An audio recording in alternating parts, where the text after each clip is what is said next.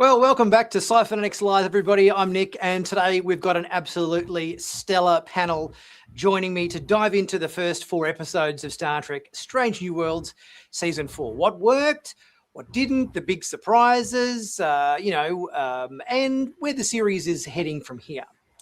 So what happens when you put 4 passionate Star Trek fans into one virtual room? Well, and give them, 4 episodes of Strange New Worlds to chat about. Well, that's exactly what we're about to find out.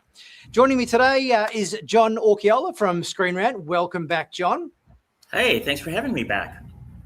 Always a pleasure. And also Steve Shives from the YouTube channel of the same name. Welcome, Steve. Thank you. It's always a pleasure to be here with you guys. And of course, my regular Sci-Finatics co-host, David, as always, joins us. How are you this evening, my friend? Are you ready to crack into it? Let's crack into it. You're waiting for that, weren't you? So let's crack into it. Absolutely. I've got to paint. So today stepped all over him. Yes. Today we're discussing episodes 1 through 4, Strange New Worlds, talking characters, stories, the big swings that that Strange New Worlds is taking this season, and naturally there'll be plenty of opinions along the way. And that's what we'll also be talking about, other stuff that's going on, in Star Trek news and all that sort of stuff, any developments and rumors that have been happening lately. So if you haven't done so already, grab yourself a coffee or a beer or whatever your preferred beverage is of choice, depending on whatever your time zone is.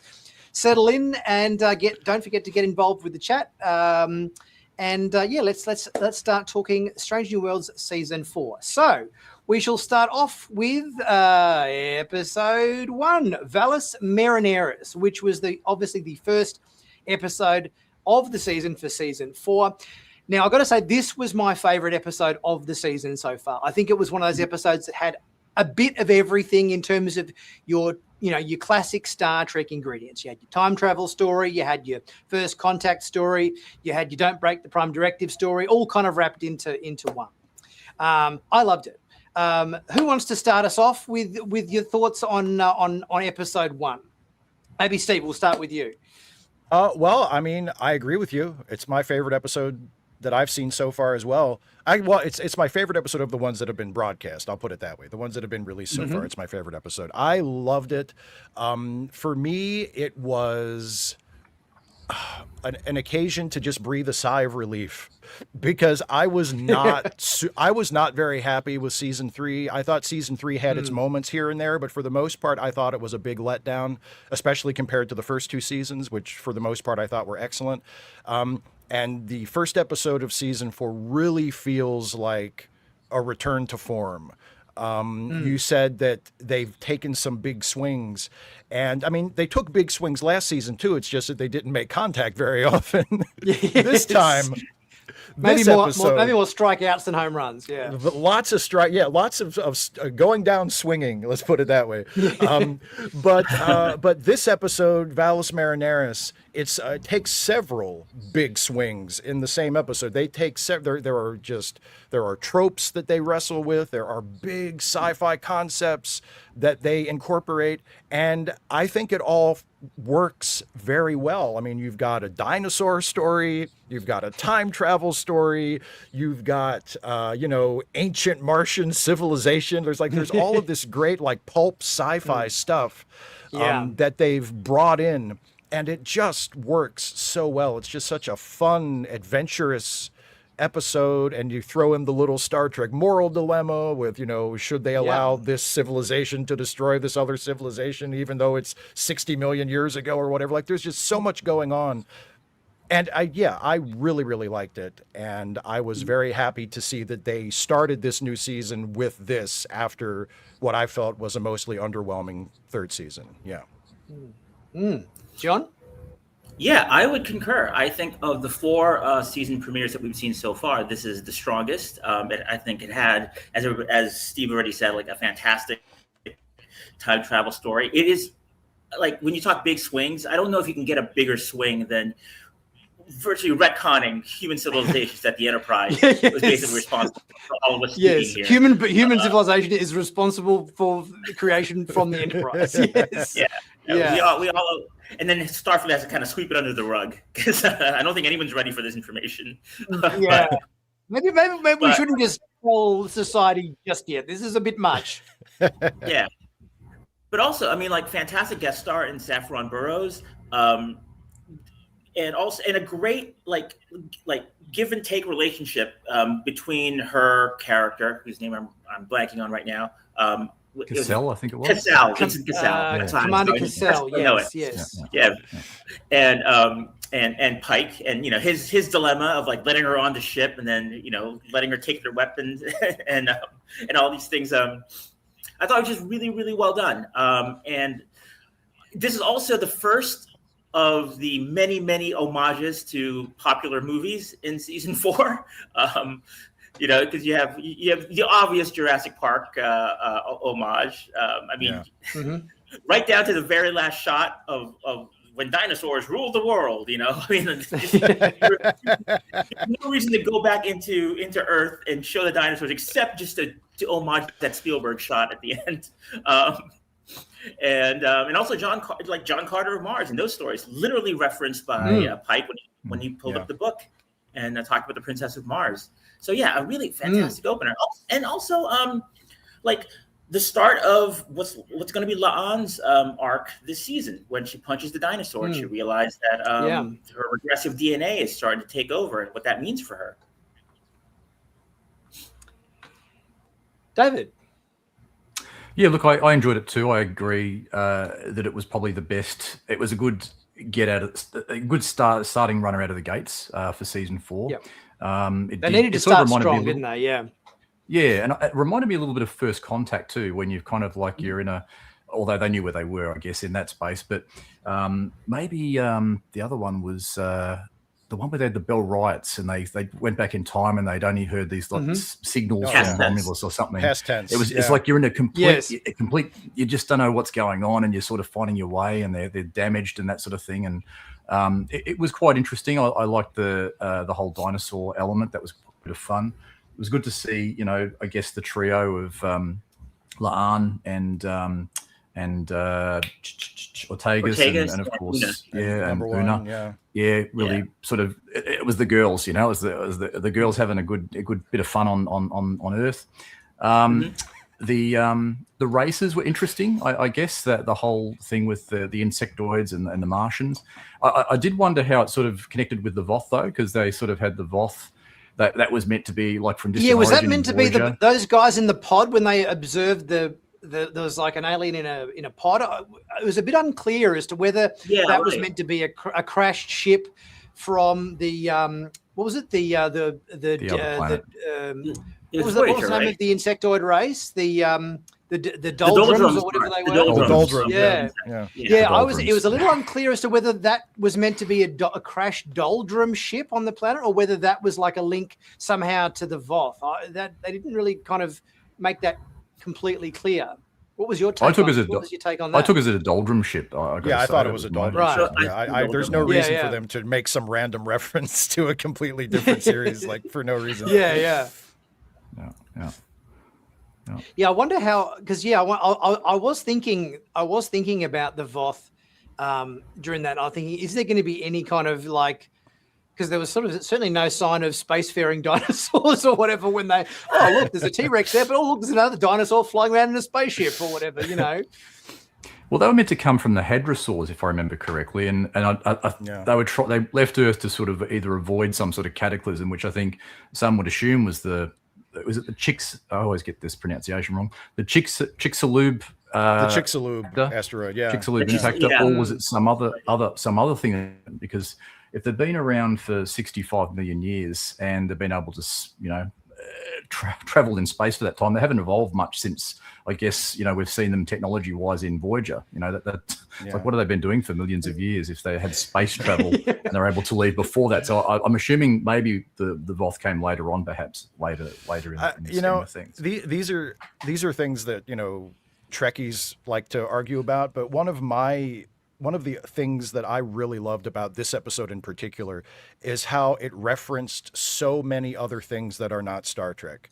because Star Trek has been in this, and I'm not picking just on Star Trek. Lots of popular franchises have been in this headspace for the last 20 years, where they're just incessantly referencing themselves. And Star Trek has been guilty of that, even in really good projects that I've liked. Like Star Trek is guilty of constantly looking backwards and referencing itself and bringing up stuff from its past. And I love it when Star Trek behaves like any other show or any other movie. And if you're going to make a reference or make an homage to something or evoke something, it's Jurassic Park or Alien or John Carter of Mars or stuff that's not Star Trek, because you can you can put in little things that remind the audience of other stuff they've seen. It doesn't always have to be a Star Trek thing. Like you can make references or draw inspiration from other stuff. And this episode does that with many different sources, and I really, really like that. Was even a Doctor Who reference in there too with Pellier again. Oh yeah, and I love yes. I love That's Pellier. the second. Yeah. I That's love the Pellier's, third like, Doctor her Who reference we've had in Strange New Worlds, I think, isn't it? Her It's like we've had- winking, like the last time I was here, I was in a telephone box. Like I hope she does that. I hope they never pad off. I hope she just keeps dropping it into conversations. And I love that so much. I don't think they'll ever explain it, but I think that's the third reference to Doctor Who. Kelly had said something prior, and then they showed the TARDIS. The TARDIS and that little Easter egg. In the Ate Its Tail episode, you can actually see it on the hull of the Enterprise in a little tiny police box. My one nitpick about when La'an and Una and Ortegas were on Earth was, I don't know the science of this all, but if they were 65 million years in the past, like I thought the atmosphere would have been different. Like I don't know how they were breathing so easily unless like they, Yeah, it's a class they probably just they probably just hand-waved that. Like I don't. Yeah, they probably just said, "Let's not worry about this." Right. It's a good point. Yeah, we can suspend our disbelief. To be okay, the air's different, but we can breathe it. We'll just say they can breathe. Yeah. Well, I actually looked into this, and because I was curious myself, I actually initially thought, "Hang on, they probably wouldn't have been able to breathe," but the atmosphere actually was compatible to humans. It just probably would have been a little bit tougher for them to breathe. That's all. But well, there you go. Yeah. What in terms of it would have been more oxygenated or less oxygenated? Maybe more carbon dioxide. Maybe I think it might have been a little bit more harder for them to breathe that way, if I remember correctly. But they might have even had some breathers or something that might have helped. But they got away with it. It's all good. I really like also too, right? Like they knew what planet they were going into. They analyzed and scanned it. They could have had like Mbenga or Chapel, just like here's a little hypo spray, boom. Now you can breathe easy. Yeah. Yes. There's ways to just kind of deal with it quickly. Yeah. Well, in the reality of things, to find a planet like Earth out of the billions of planets that are out there with the exact oxygen mix that is breathable by humans, you'd be looking for a while before you really got that. But I guess we suspend our disbelief every week when they go to a M-class planet and rock on without the assistance of anything. Really, it's it is what it is. But I did like the Una and Pike situation where there was probably a little bit of tension between the two of them, over the actions and the end of it. I thought that was really good. And then it kind of ended with Una, getting the promotion to commander. And I think that was really well deserved. And I thought that sort of shows us maybe a future direction of how things could end up. Yeah. I love that's exactly the shot I'm talking about. Yeah. I love that moment in the episode where the Martian ship has launched the the missile towards the planet or whatever, and everyone's going, Captain, do I fire?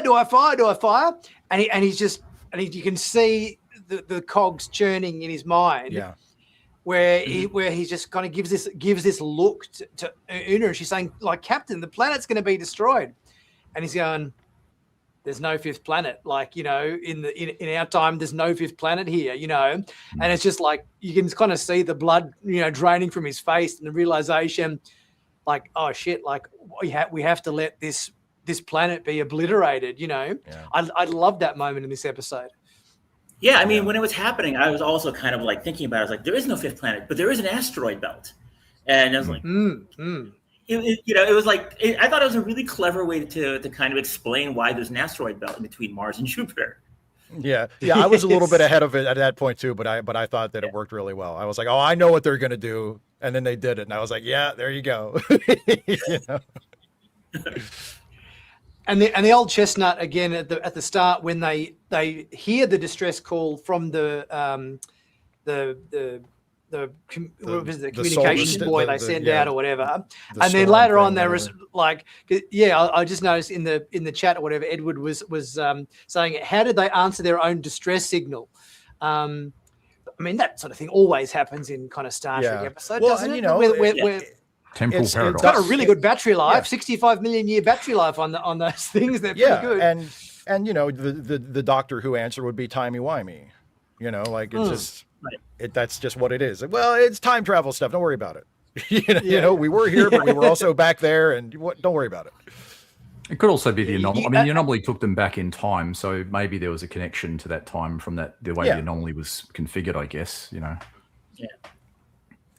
Yeah, there is that obviously that point whenever you're watching an episode like this where if you're having a good time and you're enjoying the episode and it's a good story, you're willing to, let a few little, sciencey, inconsistencies pass by just for the sake of, enjoy just sitting back and enjoying the episode. I think a good episode will allow you to do that far more than if the episode isn't progressing, you go, oh, I don't know about this episode, I'm not really enjoying it. If there is those little inconsistencies, you might be a little more critical of them. But if you're having a rollicking good time watching it and it's a great story and everything, us as fans, I think we'll just let those things sail by, unnoticed.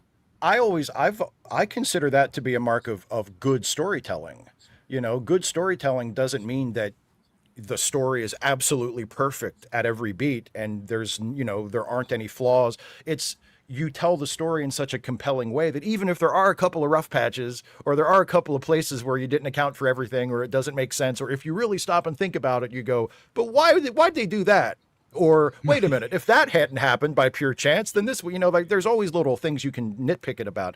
But if you're watching it, and you either don't notice any of that until after the fact when you think back on it, or you notice it, but you don't care because you're that involved, that's good storytelling. Like that's not bad storytelling. You've been able to pull the audience along so that they don't care about the little flaws that they notice. Good point. Yeah. I actually thought in this episode, it was probably a bit more of an assumption on my behalf, but I was kind of almost thinking, in terms of this episode, that the Martians were going to be somehow responsible for like seeding Vulcan or Romulan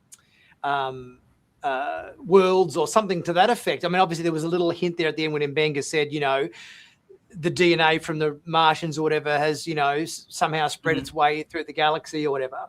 But I thought obviously they had pointy ears, but also I thought their uniforms looked very much reminiscent of the Romulan logo, if you know what I mean. The Romulan Star Empire logo looks very very much like that sort of look. So I was sort of starting to think, are these guys going to end up being connected to the Romulans somehow? But I thought it was great design and great storytelling. I think the pointed ears of the Martians are kind of a callback to like an early design for Spock when Spock was originally conceived as a Martian before they worked out the whole Vulcan thing. So this is kind of like a nod to that. He was meant to be red-skinned too, I think, wasn't he? I think like a bit of a devil or something. Originally, didn't translate well on black and white TVs or something. Yeah. I think they deemed that a bit too. They pushed it a bit too far. I think in the Demon Front or whatever. Yeah. I think. Well, I mean, the story I always heard was that Leonard Nimoy saw like the screen test of himself in that original makeup, and he was afraid that in black and white people would think he was in blackface. And he didn't want to give that, because a lot of people still had, even though Star Trek was in color, a lot of people were still watching in black and white on black and white TVs, and in that red makeup in black and white, it looked like he was in blackface, and Nimoy was like, even, and this was the '60s where people were still not nearly as sensitive and that's aware very of progressive. That stuff as that's very progressive of him to be that forward thinking back then. Yeah, well, that's I think that's one of the reasons we love Leonard Nimoy, is because he was, he was usually that guy, and and he was like, do we really want to give people this impression, even though that's not what we're intending. Like, maybe we should do something else, and eventually they did. Mm-hmm. Oh, it could look satanic too if you have it in color. That's the other one of it. Way to go with it. Yeah. And obviously, this episode also sets up the whole Scotty and Ortegas rivalry as well. It's our first episode where we get a glimpse at that, which I think has been an interesting dynamic this season so far. Yeah. Yeah, that was great. That was an unexpected surprise to have like a feud between two characters on the Enterprise. We know this is the 23rd century, and people aren't quite as harmonious. Like if you watch the original series, there are always arguments on the Enterprise. Roddenberry hadn't yet laid down the edict that our people are perfect and never argue. But it's cool to see the engineer and the pilot like just at loggerheads and why they were feuding and why they were irritating each other so badly. Like it just made perfect sense. And those two play off each other so well, Melissa and Martin. Yeah, definitely. Yeah, I like the fact that they not only set that up, but obviously then it's paid off in several episodes so far this season, that whole dynamic, which I think is good because Melissa Navia probably has taken a little bit more of a back seat with her character, and it wasn't really until Terrarium last season where she sort of really got the opportunity to shine. So I think it's great that they seem to be giving her a bit more screen time this season, which David, you obviously covered in your video recently. She's very, very prominent this season. Just in the 4 episodes we're going to talk about, like there's a lot of Ortegas. Yeah. Definitely more Tegas, that's for sure. Yeah, more Tegas. Plenty more Tegas. And I thought it was interesting as well that the dinosaur that La'an punched in this episode, I'm assuming it was meant to be like a velociraptor, but they gave it feathers, which I thought was kind of cool because we obviously we're so used to seeing dinosaurs with scales like more like sort of crocodile skin look, your typical reptiles. But obviously there has been a bit of debate in scientific circles about whether they might have had feathers. So I thought that was a cool addition. Well, they evolved into feathers birds on after dinosaurs all. Are the thing now. The Jurassic movies are now actually kind of a little dated in terms of how dinosaurs are interpreted. Like I just saw The End of Oak Street, which is a dinosaur movie. Me too. The dinosaurs there. And, it was pretty good. Yeah, and I loved it. The dinosaurs had feathers. Yeah. And I was thinking about The End of Oak Street because I knew we were going to talk about this episode, and I just saw The End of Oak Street yesterday and thought it was fantastic. And there's a scene in The End of Oak Street where a character smacks a dinosaur in the face. And it's like it's the summer of characters smacking dinosaurs in the face, like. Actually, smacking in the face is a recurring theme so far in the first 4 episodes of this season so far. True. Well, this show has always been good about threading those little plots all the way through multiple episodes. Yes. Also, I thought it was interesting that they established. I thought they'd established this before in Strange New Worlds, but perhaps not to the same extent. Is the whole phaser with the kill setting on it? I thought had they not established. I'm trying to think back to prior episodes in terms of was this just like a new addition to the phases? Maybe some of you guys in the comment section remember whether there was any kind of like up to this point where the phasers literally just stun and kill, and they didn't have like a vaporization setting or whatever the case was. They certainly seem to have upped the power. You kind of have to look back on. I don't remember if that was ever mentioned in the first 2 seasons of Discovery either, like what settings the phasers had. I guess we can now conjecture that on Enterprise, when they had the phase pistols, they didn't have a disintegration mode. Yeah, I noticed that there was a couple of, and you just were showing it in that shot you just had up there, the phasers shooting with a beam instead of like a a pulse. Pew pew. And yeah. And I thought, well, when I watched this episode, I thought, well, there you go, all you nerds who are complaining about how the phasers are different in new Star Trek. They're shooting with a beam now. Are you happy? Because I remember there's just people like, oh, phasers aren't supposed to have pulses. They're not supposed to have shots. They're supposed to be beams. I'm like, all right, well, look, there you go. Now they're shooting with a beam. Are you happy now? Beam, yeah. Like, since that's so important, apparently. Yeah. I get where they're coming from. Obviously, the closer they get to original series, they have been trying to make a few little tweaks and adjustments so that by the time we get obviously to the end of Strange New Worlds, they're skewing things to be a little closer to how they were in original series. So I appreciate that they're making an effort to try to kind of make those little creative adjustments. Steer towards that. Yeah. If you consider that a creative adjustment, I mean, it's it's a destructive adjustment. It's like if it made somebody in the audience happy, that's great. I've never cared. Oh, look, I'm sure it did. Cared even a little bit about what's coming out of the end of the phaser. I don't care. Yeah, I'm not here for that. I'm not here for that.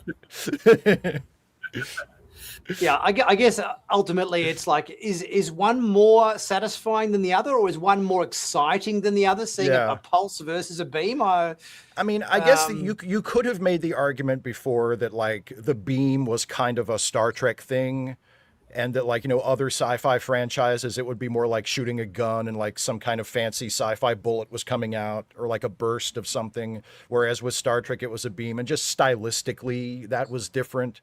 But that's about as far as I'm willing to go with it. I mean, it really doesn't make that big of a difference to me. And we touched on it briefly just earlier or whatever, the realization in this episode or whatever that we've got La'an's latent augment DNA courtesy of Khan or whatever coming a little bit more to the forefront, which obviously they initiate in this episode. Do you guys have any theories as to obviously that that's set up and what they might be hinting at in terms of the direction of that little plot thread? Well, I mean, this has been the ongoing story of this character pretty much since she was introduced.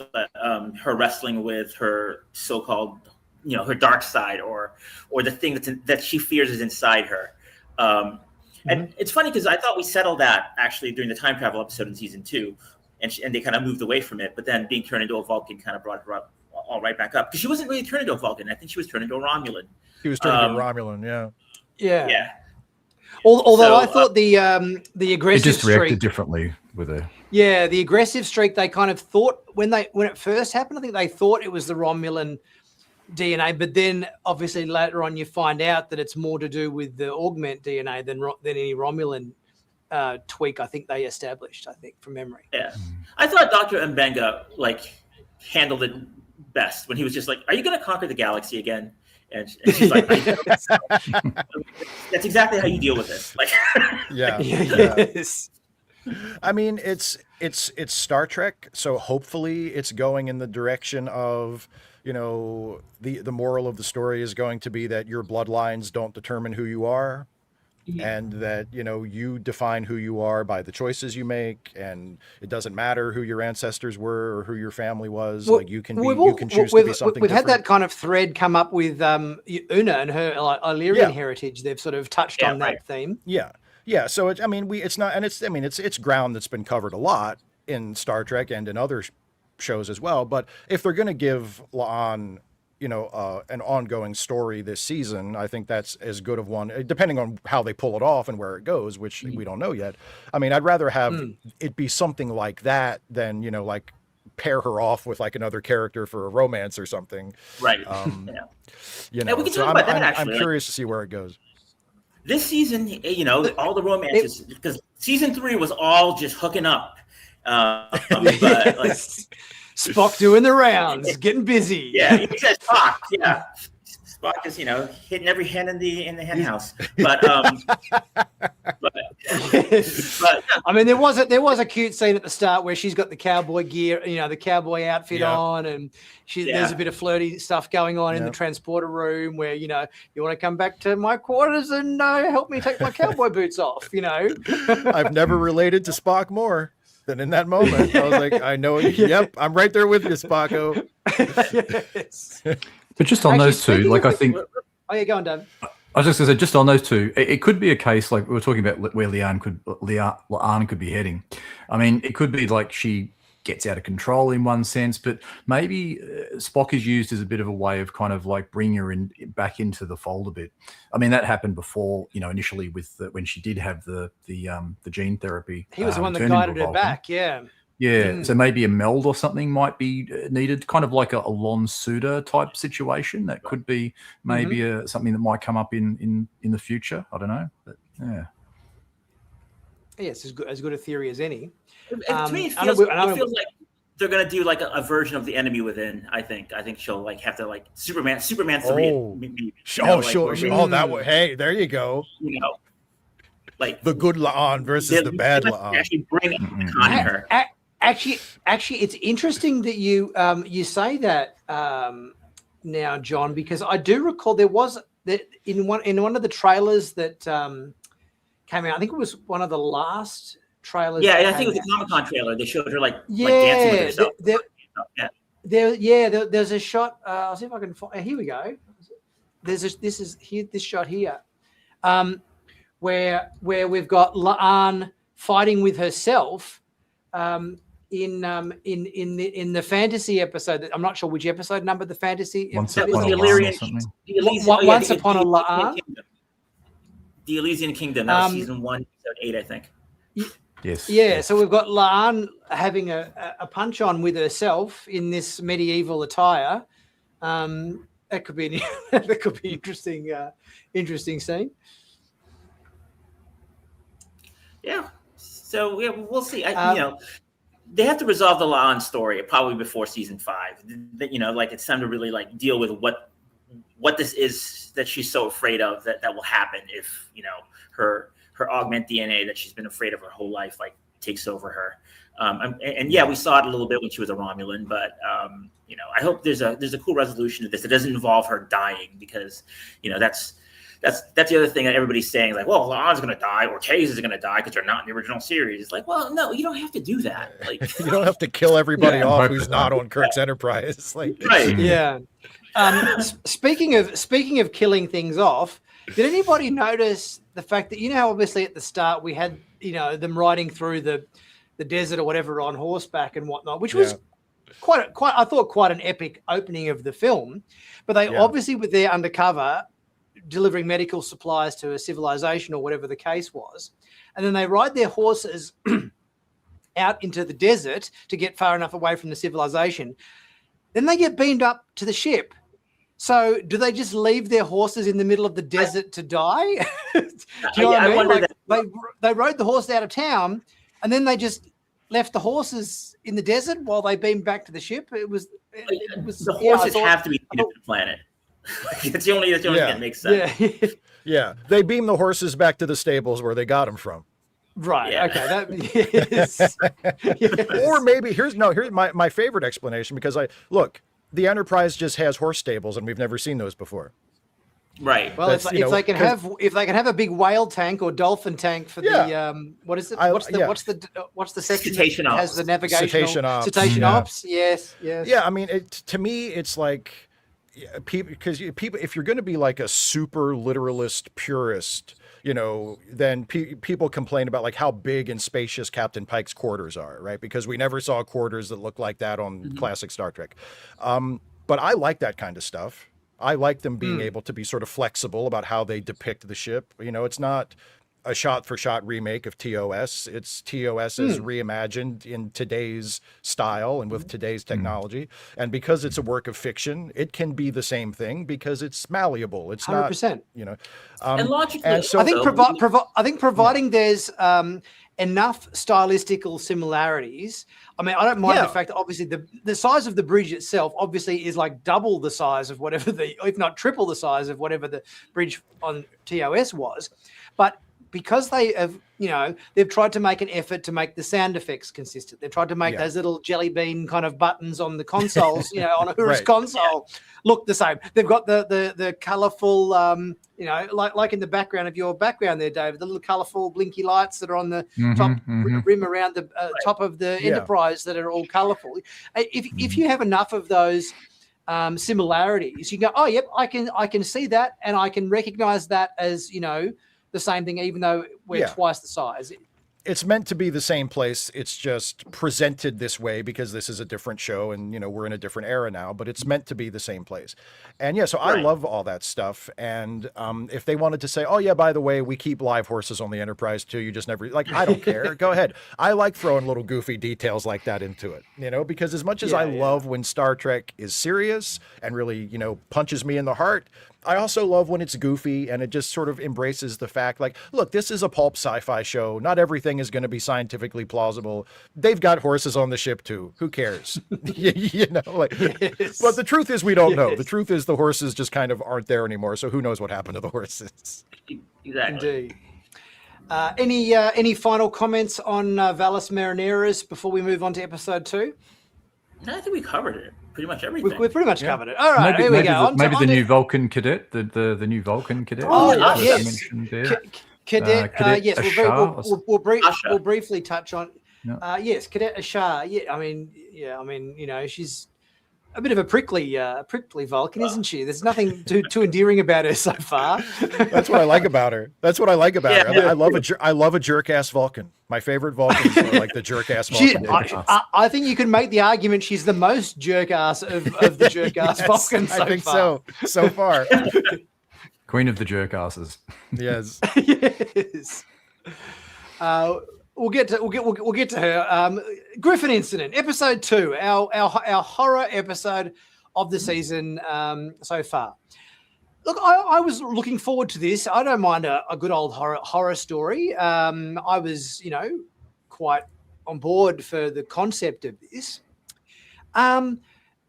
It's not my least favorite episode that I've seen so far, but the one problem I had with this episode being a horror was the fact that I love it when horror movies establish a mythology, in terms of if you're watching the mythology of Freddy Krueger or Jason Voorhees or Mike Myers or whatever, there's always a story behind the crazy killer, how they got to be there, why they're doing what they're doing, and there's a bit of a mythology, and there's rules attached to how it works. For example, Nightmare on Elm Street, Freddy Krueger, he kills you in your dreams.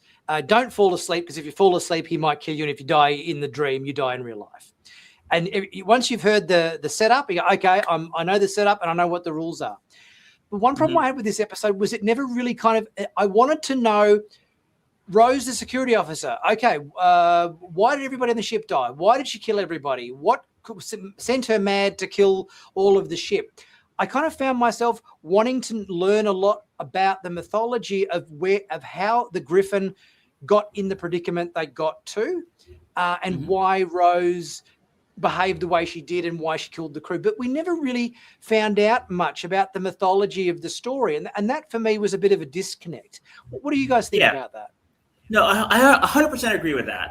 That was one of my little issues with the episode. In that, I also felt it was lacking. I felt like I wanted to know more, and to me, the episode just felt like 3 stories to basically fuck with Kirk and Spock and La'an, but then there was no actual payoff as to why it was happening and what the overall story is, which also leads me to believe that this is part 1 of a continuation, that there's going to be more. I mean, they literally promised that in the last shot of the episode when La'an was looking out the window and Rose was staring back at her and waved. Yeah, and it's like hey, I'll see you in episode 9 or something. So.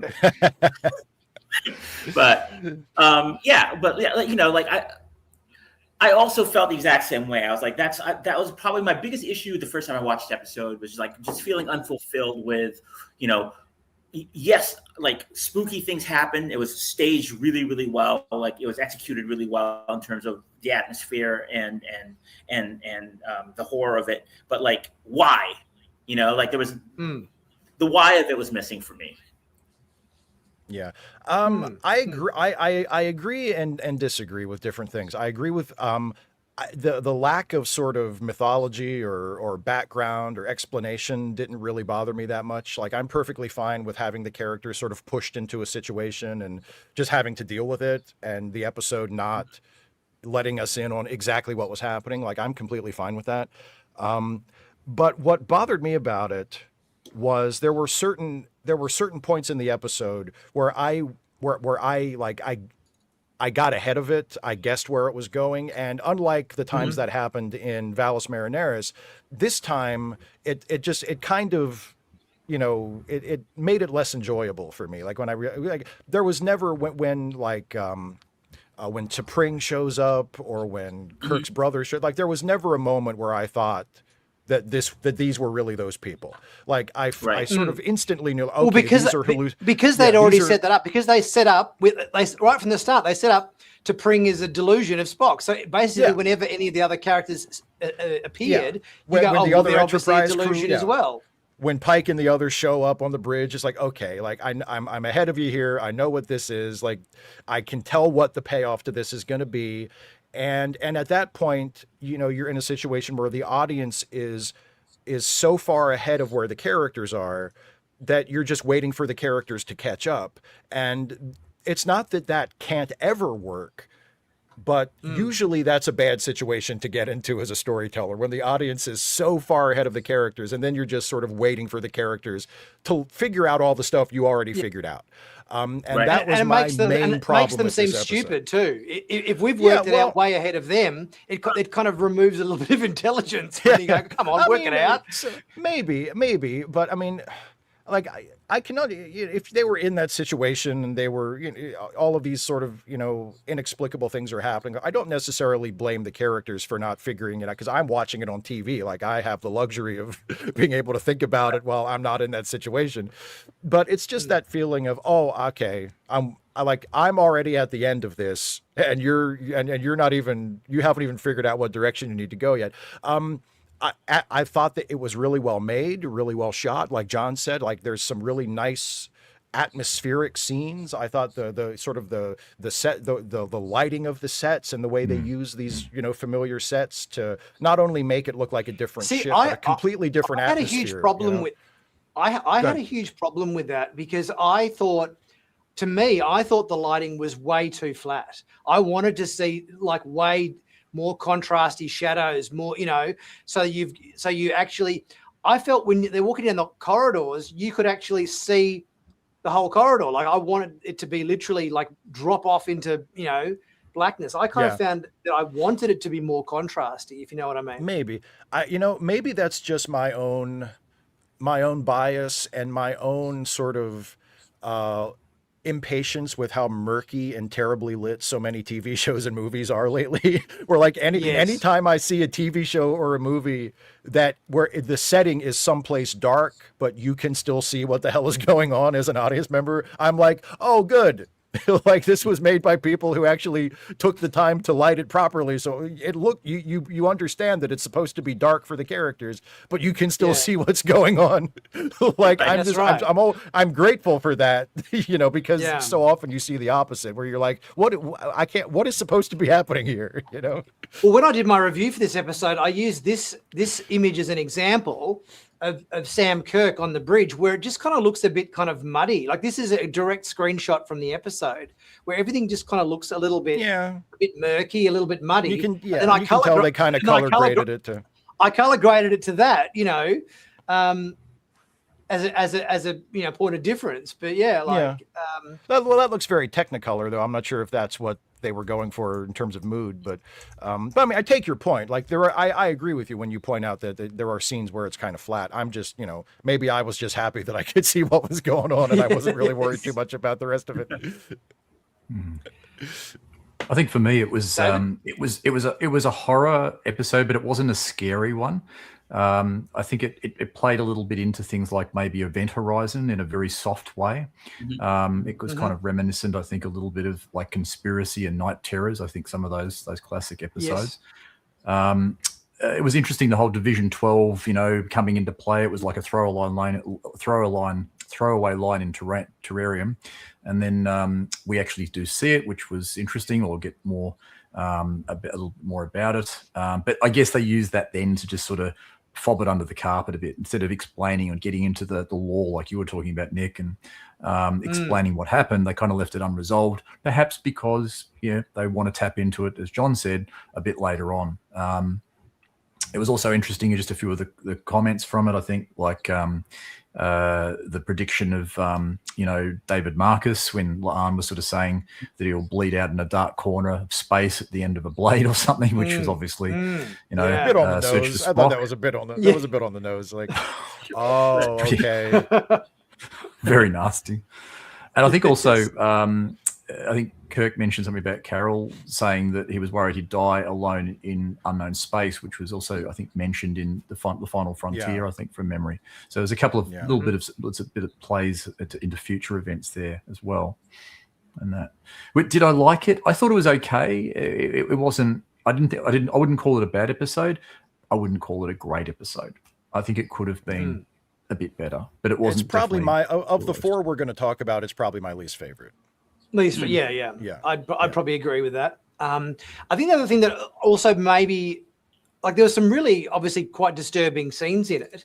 But I suppose, like, obviously with the stuff with, T'Pring chopping off Spock's ears and so forth, I just kind of, there wasn't, T'Pring as a crazed horror movie villain, I know she was sort of trying to be that logical, cold sort of Vulcan self, but I never kind of found her, portrayal. I actually found the portrayal that that Pike did when he was in these quarters, chopping off his fingers with a kitchen knife. I'll see if I can.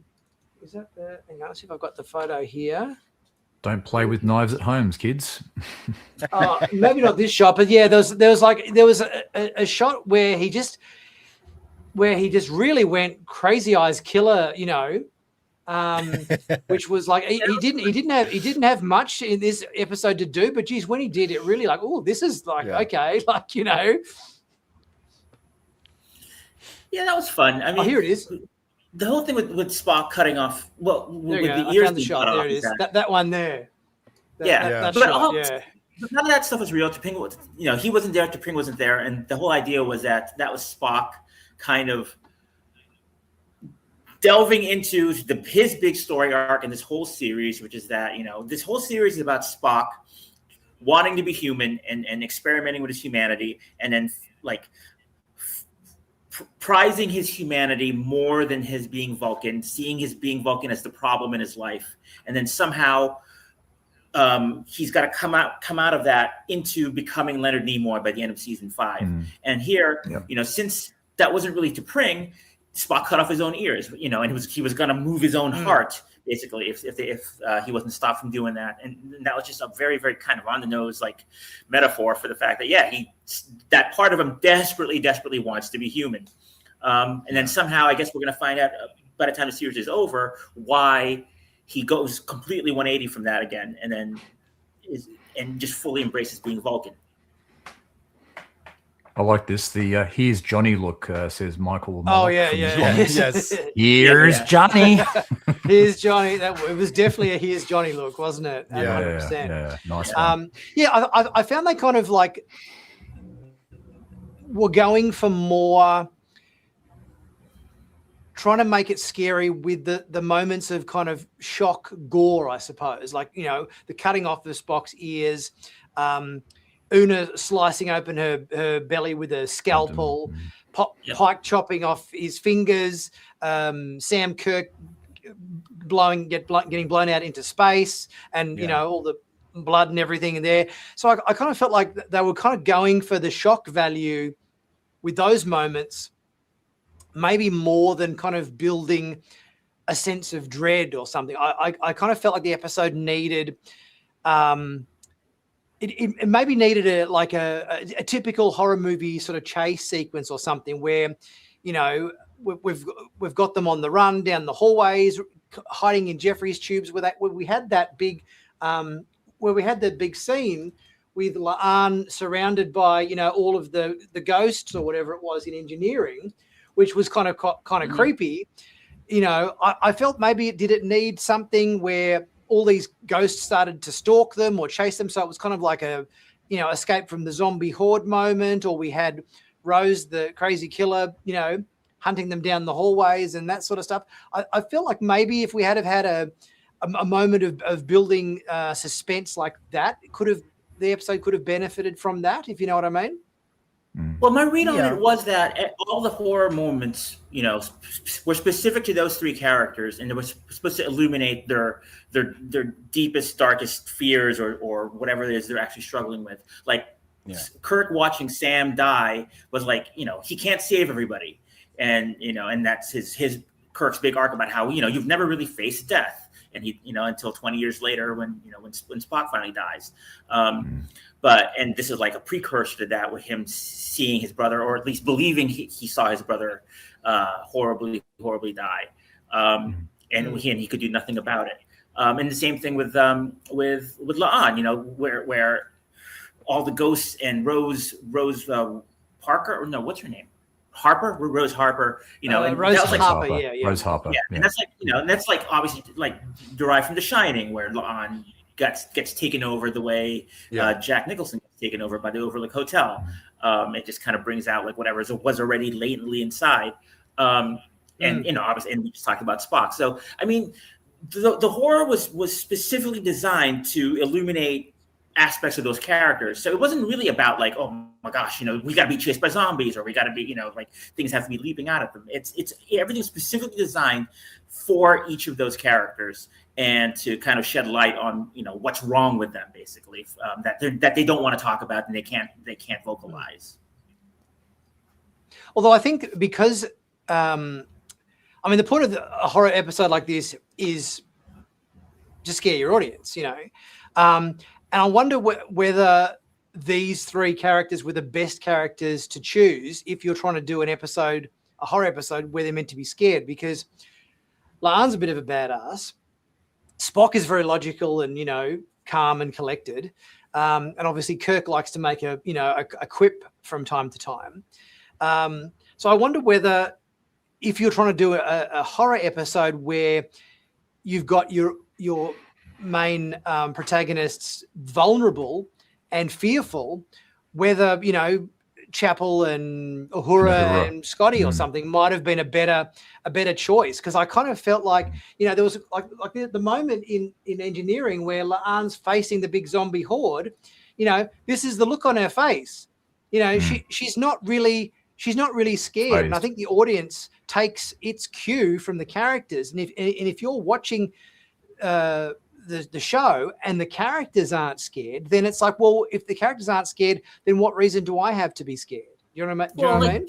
Jack Nicholson wasn't scared by anything in the Overlook, because he was one of them. Like they were possessing him. He was being included into that. So that was the point of that. It's the same kind of idea that, you know, La'an, there's a part of La'an that's making her believe that she belongs in the Griffin, and, you know, and that Griffin got its hooks into her and was making her part of the family. So why would she be scared? Like, by those zombies? Like, she was home.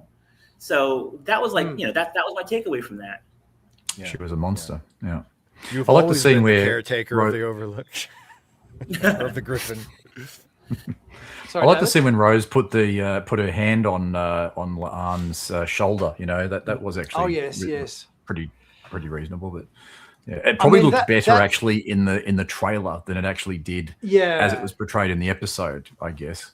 Yeah, I think because I think there were 3 occasions in this episode where we had the hand on the shoulder trope, jump scare, turn around and it's, you know, like the first time I think it was La'an putting her hand on Kirk's shoulder or whatever, and then obviously we had this moment, you know, in engineering or whatever. But I think they did it about 3 times over. So I think by the time they'd done it 3 times, it's like, you know, it had sort of lost its impact.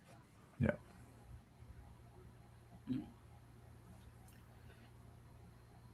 But yeah, The I baby think, was a bit disturbing. The baby was a bit disturbing, hearing the baby crying in it. Oh yeah, David. Yeah. Oh yeah. yeah.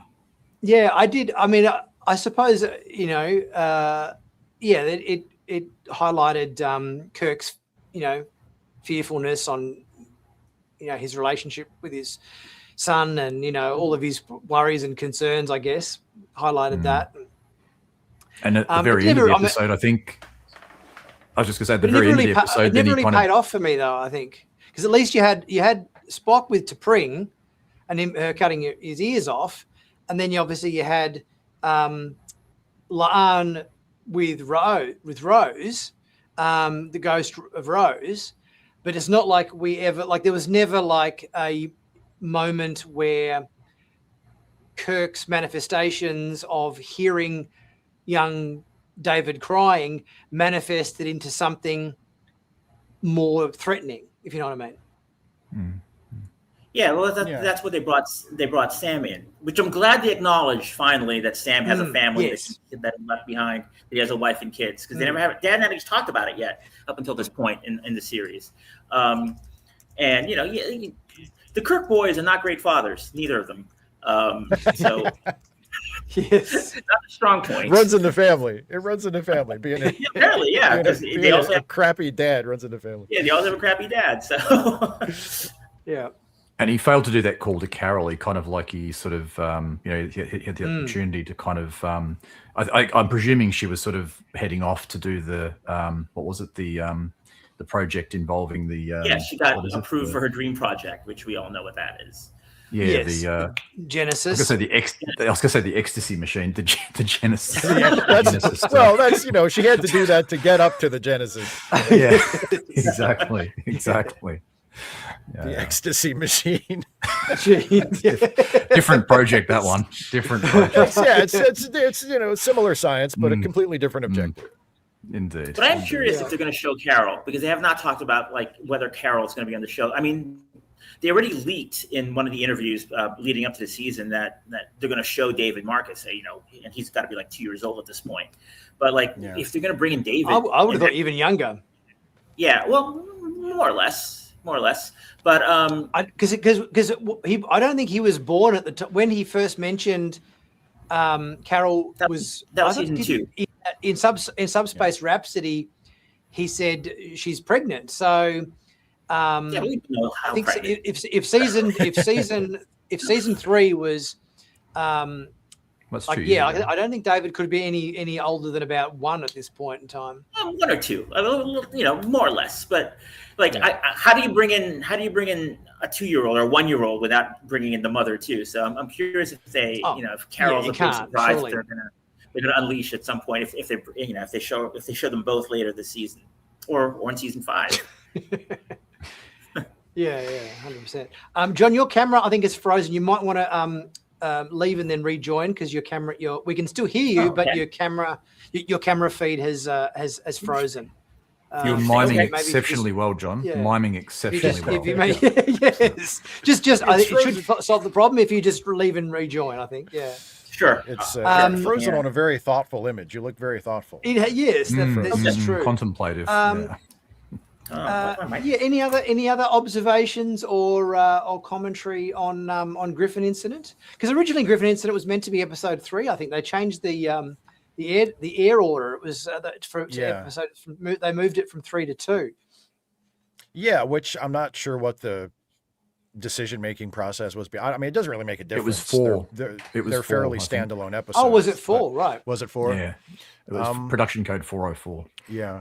I don't know. I mean, maybe because either way, you would have 2 episodes in a row where Spock is kind of out of sorts, and in one he's out of sorts in like a serious kind of horror movie way, and in the other he's out of sorts in a more comedic way.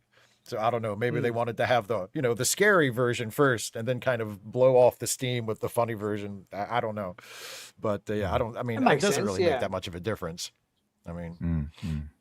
The only thing I thought made a difference was because we had a big part of that episode because we had a big part of that episode with Spock hallucinating about T'Pring, and the whole threat for the episode was his hallucination of T'Pring, and then we establish in Human Best Friend that he's hallucinating Kirk.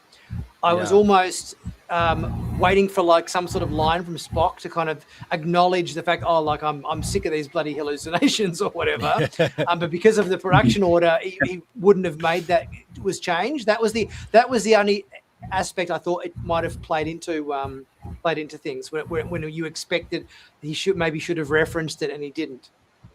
Yeah, I think they should have had Spock hallucinate somebody in every show. That's a good point. That's a good point.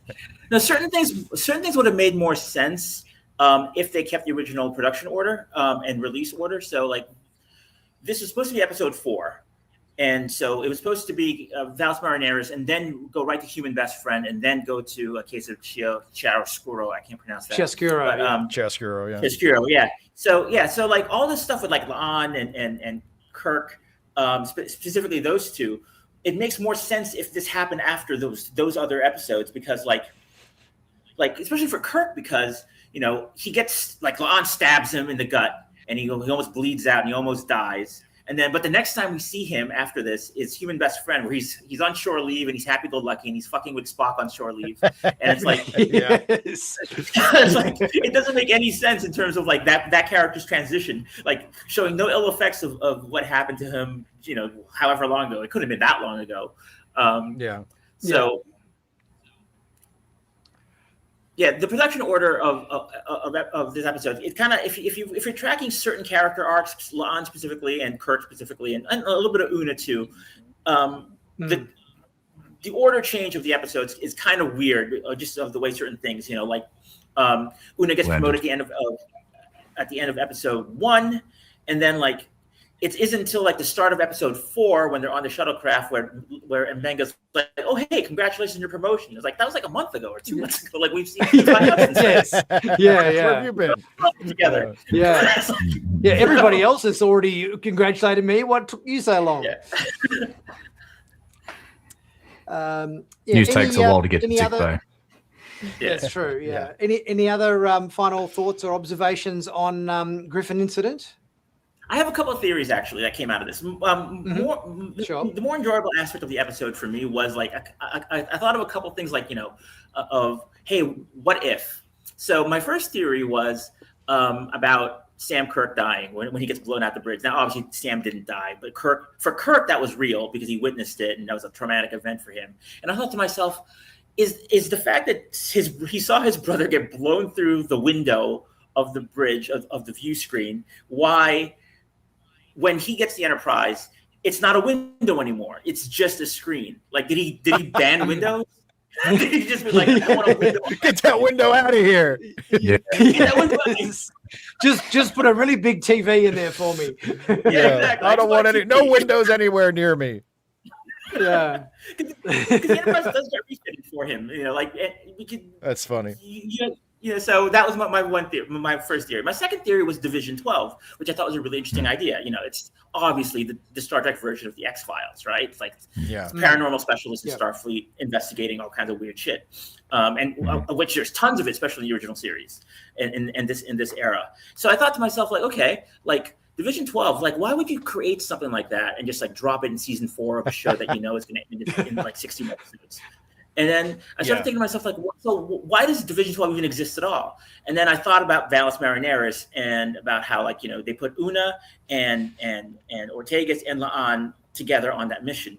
And like, those are 3 people who are not going to be on Kirk's Enterprise, right? So I'm like, maybe that was like a clue. Maybe that was like a planting the seed in the audience's mind, like that something's going to happen to these 3 characters that's going to remove them from the Enterprise. It's like, what if those 3 join Division 12?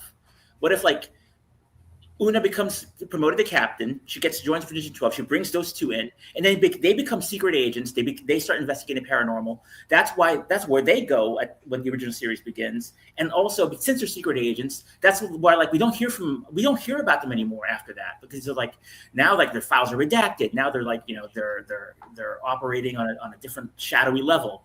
So maybe that's what's going to happen. That's why Division 12 exists at all. So that's my theory about what's going to happen to those three, rather than kill them off or kill off Ortiz and kill off Spahn, which is the dumbest. I certainly think that's a valid theory for certainly at least one of those three. I would say for one of them, maybe, yeah. Yeah. I mean, again, we keep bringing up what's going to happen to them? Are they going to kill them off? And it's they serve in a space navy with, thousands of ships. They just work somewhere else now. You're working you're working way too hard to explain it. What happened to them? They just work someplace else now. Relax. But I really like the idea of Division 12. And it's another one of those things where if Paramount ever decides to try and kind of stretch itself a little bit as far as Star Trek, I think that's a perfectly fine premise for a new Star Trek show. It's a great idea, yeah. Because I would love to see them do. I would love to see them do a Star Trek show that isn't just doing another Star Trek show. And I feel like something like Division 12, where it's still Starfleet, it's still set in the same world, but instead of the classic Star Trek people on a ship exploring space, it's people on a ship in space, but they have the specific mission of being the X-Files, of investigating all of the inexplicable things. I just think that's a really cool nugget of an idea. And I would definitely be curious to watch that show. I mean, it's just and because I mean, I think I've talked about this with other people, and I can't remember if we've ever discussed it amongst ourselves or not, but there's little avenues, there's subgenres of Star Trek, because Star Trek encompasses so many genres itself and references so many genres. You could do Star Trek, but it's a medical show, or Star Trek, but it's a cop show, or Star Trek, but it's whatever. A legal Star drama. Trek, Star Trek, but it's a legal drama, right? Or when Mike Sussman was talking about Star Trek, but it's The West Wing. There's different angles you could take where it's still Star Trek, but it's not just doing another Star Trek show. And Star Trek, but it's the X-Files, I think is kind of a neat idea. Yep. So I don't know if they're ever going to actually do that, but I would be up for it.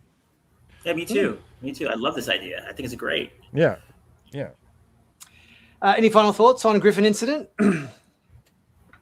No. Nope. Yeah, Okay, yeah. moving on to Human Episode 3, Human Best Friend. Now, when I heard about this episode, I thought it could go either way. But I actually had fun with this episode. I thoroughly enjoyed it. I thought the buddy comedy, obviously taking inspiration from obviously The Hangover, is heavily inspired the episode. But I think the jokes were good. I thought Pike getting face tattooed and everything, and everybody kind of behaving a little bit intoxicated, I thought was a lot of fun.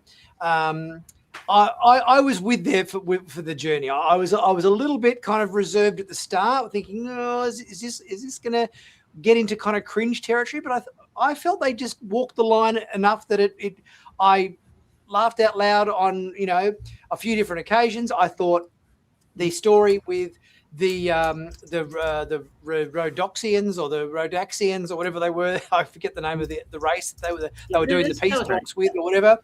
That I thought that grounded it. I think without that aspect to it, I think it might have been a bit too crazy. But I think the fact that they still had to kind of maintain composure and conduct these, peace negotiations in the midst of, everyone being a bit, a bit half-pissed or whatever, I thought was a lot of fun. I enjoyed it. What did you guys think? I mostly enjoyed it too. I think my only real problem with it was I felt like it maybe went on a bit too long. It took a little too long to get where it was going. It never really, I can't honestly say I feel like it gets lost in the middle, because I was always kind of with it the whole way. And you're right, it was really funny and I was laughing all the way through. But there was a point where I was like, all right, come on. Let's get to the payoff. Move it along. Yeah. But no, I mean, it's one of those episodes, and Strange New Worlds has had a few of these over the years, where it really is carried by the charisma of the cast.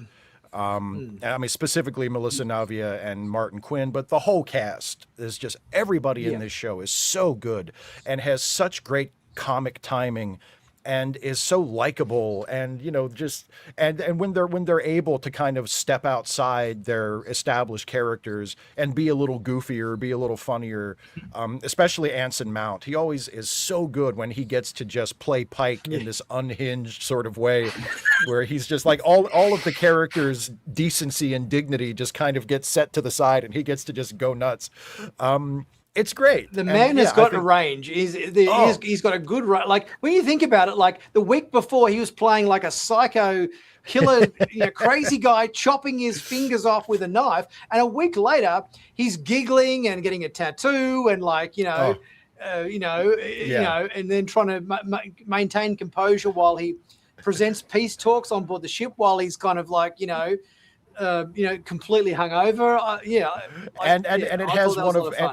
And it has maybe my favorite recurring joke that this show has done, and it makes me laugh every time they do it. When in this case it's Spock, and in the past it has been Spock or maybe another Vulcan character, but when a Vulcan is acting completely normal, but they think they're completely out of control. And Spock answers the door, and he's just like, and he invites them into his room, and he seems just totally in control and normal, but he's like, I apologize for my outburst or whatever. And it's like, you're fine, dude. He said, I apologize for the mess. And then he takes the chess piece and just makes I apologize for the mess, and he makes this tiny little adjustment. He like everybody. Spock is so funny in this episode. Ethan Peck is great, and he's another one who is just so good when he gets to play comedy. And the major guest star Dave Foley, who I was very happy to see because I'm a huge Kids in the Hall fan, and it's nice to see him turn up in anything, but especially like a Star Trek thing. And he was funny, and again gets to play this completely out there wacky character. It's not, I didn't think it was perfect, but I really liked it a lot and had a really good time with it. Yeah. I mean, I wouldn't call it perfect, but I will say this, I unabashedly love this episode. I mean, of the 4 we've seen so far, this is my favorite. And it's actually one of my favorite hours of Star Trek I've seen in a while, just because at the core of it, yes, it's a goofy, funny, it's The Hangover, it's Dude, Where's My Car, it's all those things. And the cast, it's completely unhinged and they're completely nuts. But at the core of it, which I love, is it's an exploration of what makes two people who ostensibly think they don't like each other actually realize that they are more alike than they thought, and why they should be friends. Because at the Star Trek for me, at the end of the day, explore new worlds, meet aliens, moral dilemmas, scientific queer quandaries, whatever. I don't care. I'm in for the friendships. I'm in for the found family aspect of the show. That's what really keeps me coming back. Because I love these characters, regardless of what ship you're on or what space station you're on, and how they interact, and how they bounce off each other, and how they, and how they become a family, how they're bonded together. And so Ortega's and Scotty. And just the way the arc of their friendship, from just like outright hating, outright not hating, but disliking each other intensely, and then realizing that they basically have the exact same backstory, that they're both screw ups who went in the exact opposite directions of where they're supposed to be in terms of what they thought they were supposed to be at the academy. He thought he was going to be a pilot. She thought he was going to be an engineer. It's just the very thought of Scotty who was going to be a pilot, I thought was really funny. Because just based on everything we know. And then he's crashed 10 shuttles or something. Yeah, he's crashed 7 shuttles. Who's counting? Worse than Brody. And then, but yeah, I just the way those two at the end, like the last shot when they were watching the video they shot of themselves, and and just the two of them, those two are fucking adorable together. They just are, like, they're wonderful. So that's really at the end of the day, why I just love this episode. I just watched it over and over. Actually, I wore out the screeners because until it was on Paramount. I was just really, really into it. David. I think for me, I enjoyed it.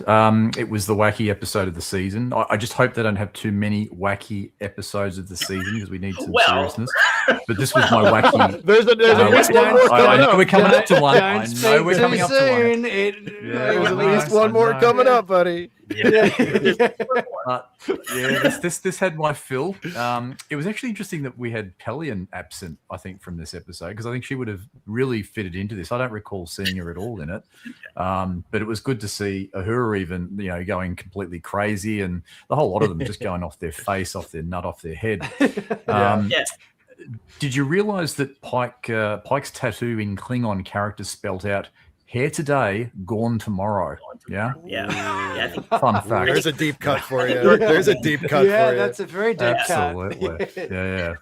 And I, of course, being follically challenged, I know these things. But it was a good episode. I liked also Una sort of getting out of her like into a singing persona and doing the Klingon Bonnie, karaoke. Total Eclipse of the Heart, I think it was. Klingon Total Eclipse of the Heart. Yeah. Yeah. great. And there were other choices there in the lounge. I think there was Yellow Battle Cruiser, Romulan Rhapsody, and Smells Like a Bad Blood Wine. So there was a few on the playlist that could have been sung by her. But it was a lot of fun. And Dave Foley, I think. Yeah, you go. Go, John. No. Just in that same scene, just Mbenga. Yes. Tom Cruise cocktail. As the cocktail bartender. Yeah. But completely hopeless and like dropping the bottles and smashing them. Yeah, I love that. Yeah. I love that. Yeah. They needed that multi-armed alien to do it, that was in what was it? The wedding the one that's the one that's the is it the one that's from the what's his name from the animated series, the same race as the three-armed Yes, exactly. They needed her in there, I think. Yeah. Like, look how happy he is. Was having a good time. Yeah, he's having a great time. He's in his elements. He's in his elements. He's having a great time. How often do we see Mbenga with that kind of look on his face? Yeah, it's great. It's great. Yeah. And that was the first time Scotty ever heard "It's Green," the first of three. How many times is he going to hear that in his life? Yeah. He'll say it once. So. I think by any other name he said it in that, and that was what started that inexplicable running gag that's been going for 60 years now. Right. I just love. Oh, sorry, go ahead, Dave. No, you go. Oh, I was just going to say, I just love the way Pike in the tattoo scene or whatever, just the way he kind of. Just everybody has their drunk persona or whatever. Some people get angry, some people get melancholy or sad, some people get just silly. The choice that he made, I think talking to them and it cracked me up the way that he was. And he tattooed his speech on his fingers, and so that when he was doing this, yes, diplomacy. I love that whole scene with those aliens. And he's reading the speech with his hand, like trying to read his way through his fingers. It's great. I love the scene with the aliens though, where they sort of say, the first alien says that was the most disrespectful or whatever. It was just about to rip into him, and then the explosions happened outside and kind of completely swayed them the other way. But seeing Spock also talking to a cactus, that was quite interesting as well. The mind melding the plant. That cracked me up. The plant mind meld. What was it? My leaves to your leaves, my thoughts to your your root system or whatever that was. That was hilarious. I did laugh out loud quite a bit during that moment. Yeah. And I love thinking about Kirk in this episode because Spock would never hallucinate him. Kirk was there the entire time, and if you believe his story, he happened to be on shore leave at the same planet at the same time. He ran into Spock, and then decided to stay in uniform the entire time he was on shore leave and just fuck with him. Yes. Right? He never put on a Hawaiian shirt or anything. Yeah. That's our Kirk. Whenever somebody enters a room, Kirk would run to another room and hide behind a wall or something to to make people to make Spock think he disappeared and it was hallucinating him. He did that twice to him. Yeah. I like to think of him returning to his own ship and just telling like the officers he's serving with now, like, you would not believe how much I fucked with this Vulcan guy on shore. He thought I was in his head. It was incredible. I wish he could have been there. Yes. And that's how he's been. We don't even know if Kirk was intoxicated like everybody else. Like, he didn't act like it. He was just fucking with Spock the entire time. He's built up such a tolerance that it takes more than a planet makes you drunk to fuck him up. We see everybody on the shuttle, the entire Alpha crew, go back on the shuttle, go back to the Enterprise, and then Kirk goes back to the Enterprise. So he independently gets back on his shuttle, goes back to the Enterprise, and just continues fucking with Spock. Well, now he's into it. Now he's got to see it through. Doesn't know when to stop. Once he'd committed to it, he had to stick with it and run with it. He couldn't exactly. It's that preparation. That's the difference. Yeah. Preparation and willingness to commit and go through with it to the end. 100%. I mean, obviously, I think this episode, there was definitely, I thought, moments with certain characters that definitely shone through. I think, obviously, the stuff with, Spock was great. I think the stuff with Pike was great. Una's killing karaoke was great. I kind of found like maybe the stuff with Uhura just standing at the door with her big party going on behind her and like, smoke blowing out from, I don't know, umpteen dozen joints or whatever that are being smoked in there, or God knows what. And I thought that maybe wasn't probably as strong. And I thought there was a nice setup with the whole La'an's yoga class that she was just desperate to turn into a martial arts class. I thought that they probably could have eked that out a bit more and made more of a joke out of that, because it was kind of the beginnings of that, but then obviously they co-opted La'an and then dragged her off to help her bring the shuttle back from the people who'd taken the shuttle or whatever it was. And then obviously you've got, Chapel with the bingo and going crazy with the little old ladies playing bingo and everything. So there's some really good moments in there. I thought, and it's a compliment to the episode. I think when you look at some of these moments and you go, oh, geez, that was really good. I would have liked to actually see a little bit more of that. Yeah. The Uhura thing paid off from the crossover episode when Tawny Newsom was trying to get her lighten up, and she found out Uhura was a workaholic who can't take a break and can't relax, and then that was the whole thing where she finally got to go to a rave and just and cut loose. And I thought the line at the end when she dismissed Ortegas and she's like, her hands are so soft. Yes. And also, what did you guys, John? By the way, your camera's frozen again. You might need to leave and come back because your camera's frozen. And this time you got your eyes shut in the still frame. So I'll just get. It's a bit more obvious. I'll get you. Leave and rejoin. And what did you guys think of the whole bomb defusal story? Obviously, the ending and obviously the mystery of the episode. Did you get into the whole aspect of that? I kind of just appreciated that they had like a mystery that kind of, dragged them along and sort of, propelled the plot. I wasn't super invested in what it was specifically. And I kind of like roughly guessed how it was going to turn out, that it would be, and again, like kind of a comedy of errors thing, but everything would work out, and it all just happened the way it was.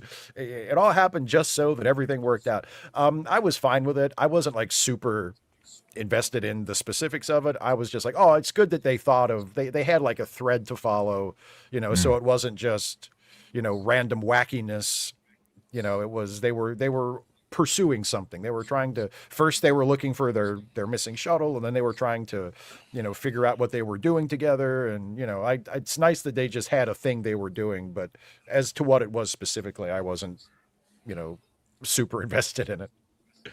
I think in terms of using it as a device or whatever to have Scotty and Ortegas come together, closely, I think was a good byproduct of that connection. David, you were going to say?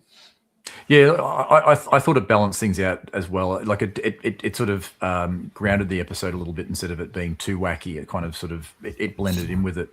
But I'm just sort of wondering whether the connection between Scotty and Ortegas, and it's been mentioned in the comments a few times here, whether we might be in for a little bit of a hookup. I'm just sort of wondering, what's your thoughts on that? Do you think there could be a bit of what is it? Scortegas? I didn't think Ortega swung in that direction. Scortegas. Well, I mean, you never know. You never know. I don't know. It all depends on the execution, and if that's the direction they go and they pull it off, then they pull it off. But personally, I kind of hope not. Like, I like the idea of Ortegas and Scotty being kind of frenemies, or starting out as rivals, but then discovering that they have more in common and they kind of like each other, and they're just pals. Like, I think that would be fine. I don't think it has to be, oh, now they're going to sleep together, or what. I don't think it has to go that direction. Again, if they go that direction and they make it work, fine. But if the producers of the show came to me and said, "What would you like to have happen?" I would say, they don't need to become boyfriend and girlfriend or lovers or whatever. Like, they can just be pals who kind of grate on each other every once in a while. I think that's a good dynamic. Yeah, I would agree with that. Yeah. Could almost be like a Data and what's the name? Denise Crosby's character. Data and Tasha. Yeah. Well, that's right. Data and Tasha hooked up while they were drunk on the Naked Now or whatever it was. So I suppose if down the track we actually find out some of that missing memory or whatever was a similar drunken night hookup in a Magato outfit or whatever. Don't ask what the Magato horn was used for, but anyway. Oh, jeez. What happens on the drunk planet stays on the drunk planet. How is it exactly that the two Star Trek shows in 2026 both had somebody dressed up in a Mugato costume? Yeah, and exactly the same costume. Yeah, exactly the same costume, 900 years apart. Yes. That was one of the random edicts that Kurtzman threw out in the creative meeting last year. Like, okay, and I do whatever you want, but both of you have to work a Mugato costume into it somehow. Yes. Yeah, I wonder if Martin Quinn is, in there wearing the costume saying, this costume smells like Sandro Rosta's farts or something. I don't know. It's like, because they had a dry clean or whatever in between. Hey, wait a minute. Yes. Is this a second-hand Mugato costume? What did craft services give them for lunch that day? Yeah. I also, obviously, we had a few moments here talking about that whole Scotty and Kirk situation with the even Kirk slapping Spock in the face. I mean, obviously, there are a few moments in original series where I think we got Kirk slapping Spock in the face to shake him out of situations and whatnot, which obviously echoes that.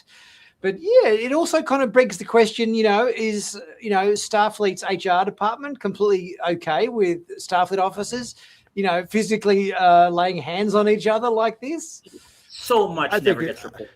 So I think it's pretty clear there's no HR department in Starfleet. If there is, they're very hands off. Although, did we mention that Spock told Kirk everything? Like, he told him all of his secrets, his dreams and fears. I told you everything. Everything. What does that mean? Like, because he doesn't know he has a brother, and he doesn't know. Well, he shouldn't know he has a sister. Also, he doesn't know Sarek's his dad until Journey to Babel. So, yeah. Well, but to be fair, Kirk not knowing that Sarek was Spock's dad didn't really make sense in Journey to Babel either. It's like, wait a minute, like, you didn't know? You've worked with this guy for like 2 or 3 years at this point, and his dad. Not only do you not know who his dad is, but his dad is like a really famous, important Starfleet person, and you just had no idea. Like, so I don't really. I mean, that doesn't really bother me because that was kind of silly in the original episodes. Like, he had no idea who Spock's dad was. Also big on Romulus too, but that's another story. Yeah. But But I mean, I did love, the fact that just playing more into that whole Kirk sitting there with such glee, obviously just extracting, as you said, he's fucking with Spock so much in this episode, and he's just sitting there, just tell me everything, buddy, like just all your secrets, let rip everything you've got hidden in the closet, just come out with it, So I love the way that he kind of handled that, and how shocked Spock was later in the episode when the realization was that Kirk was real the whole time. But then again, they're also cementing the whole bromance between these two, whatever, to lead into original series, I guess, as well. Yeah. Mm-hmm. Yeah. Mm-hmm. Yeah. Any other observations on human best? Oh, there was a few. There's a few out of the blue moments and so forth. Like I thought. His thumb being blown the off. bomb where Scotty gets his thumb blown off and everything. I thought was a bit much. It's like, oh, okay. They've obviously had the prosthetics department from the Griffin incident hung around for a bit longer to, Isn't that a shout out to James Doohan though? James Doohan's missing a finger. Losing a in one of his finger. helmets. Yeah. Oh, Ah, of that's course. true, Yes. Yeah. So I'm trying to think any other. I mean, obviously, I think we've covered most of the touch points in the episode. I enjoyed it. I had a ball on this one. I thought it was it's a good episode. It's a fun episode. It was one of those episodes that could have gone either way, but I think it definitely. I by the end of it, I was right into it, and along with the ride for sure. Our next and final episode of those broadcast so far, obviously this week's episode 4, Case of Chiaroscuro, our film noir episode of the season. This was one of those episodes that I thought it was a good episode. There was certain aspects of it that I didn't like. I thought the story was good. I thought the World War II, wartime occupation, the Klingon occupation of the planet, Matar, mirroring, the Nazi occupation of France in World War II and everything. I thought that was interesting. There was a few little inconsistencies plot-wise, I thought, that were, jumped out to me. I enjoyed the photography. I think the photography looked beautiful in black and white. What did you guys think? I liked it. I liked it a fair bit. I agree with what you just said, Nick. I thought visually, it was beautiful. They did a really good job with the black and white photography. Again, what I was saying when we were talking about episode 1, I like it when Star Trek references things that aren't Star Trek. This is not only evoking a film noir, it's also like plot wise, it's borrowing a lot from Casablanca.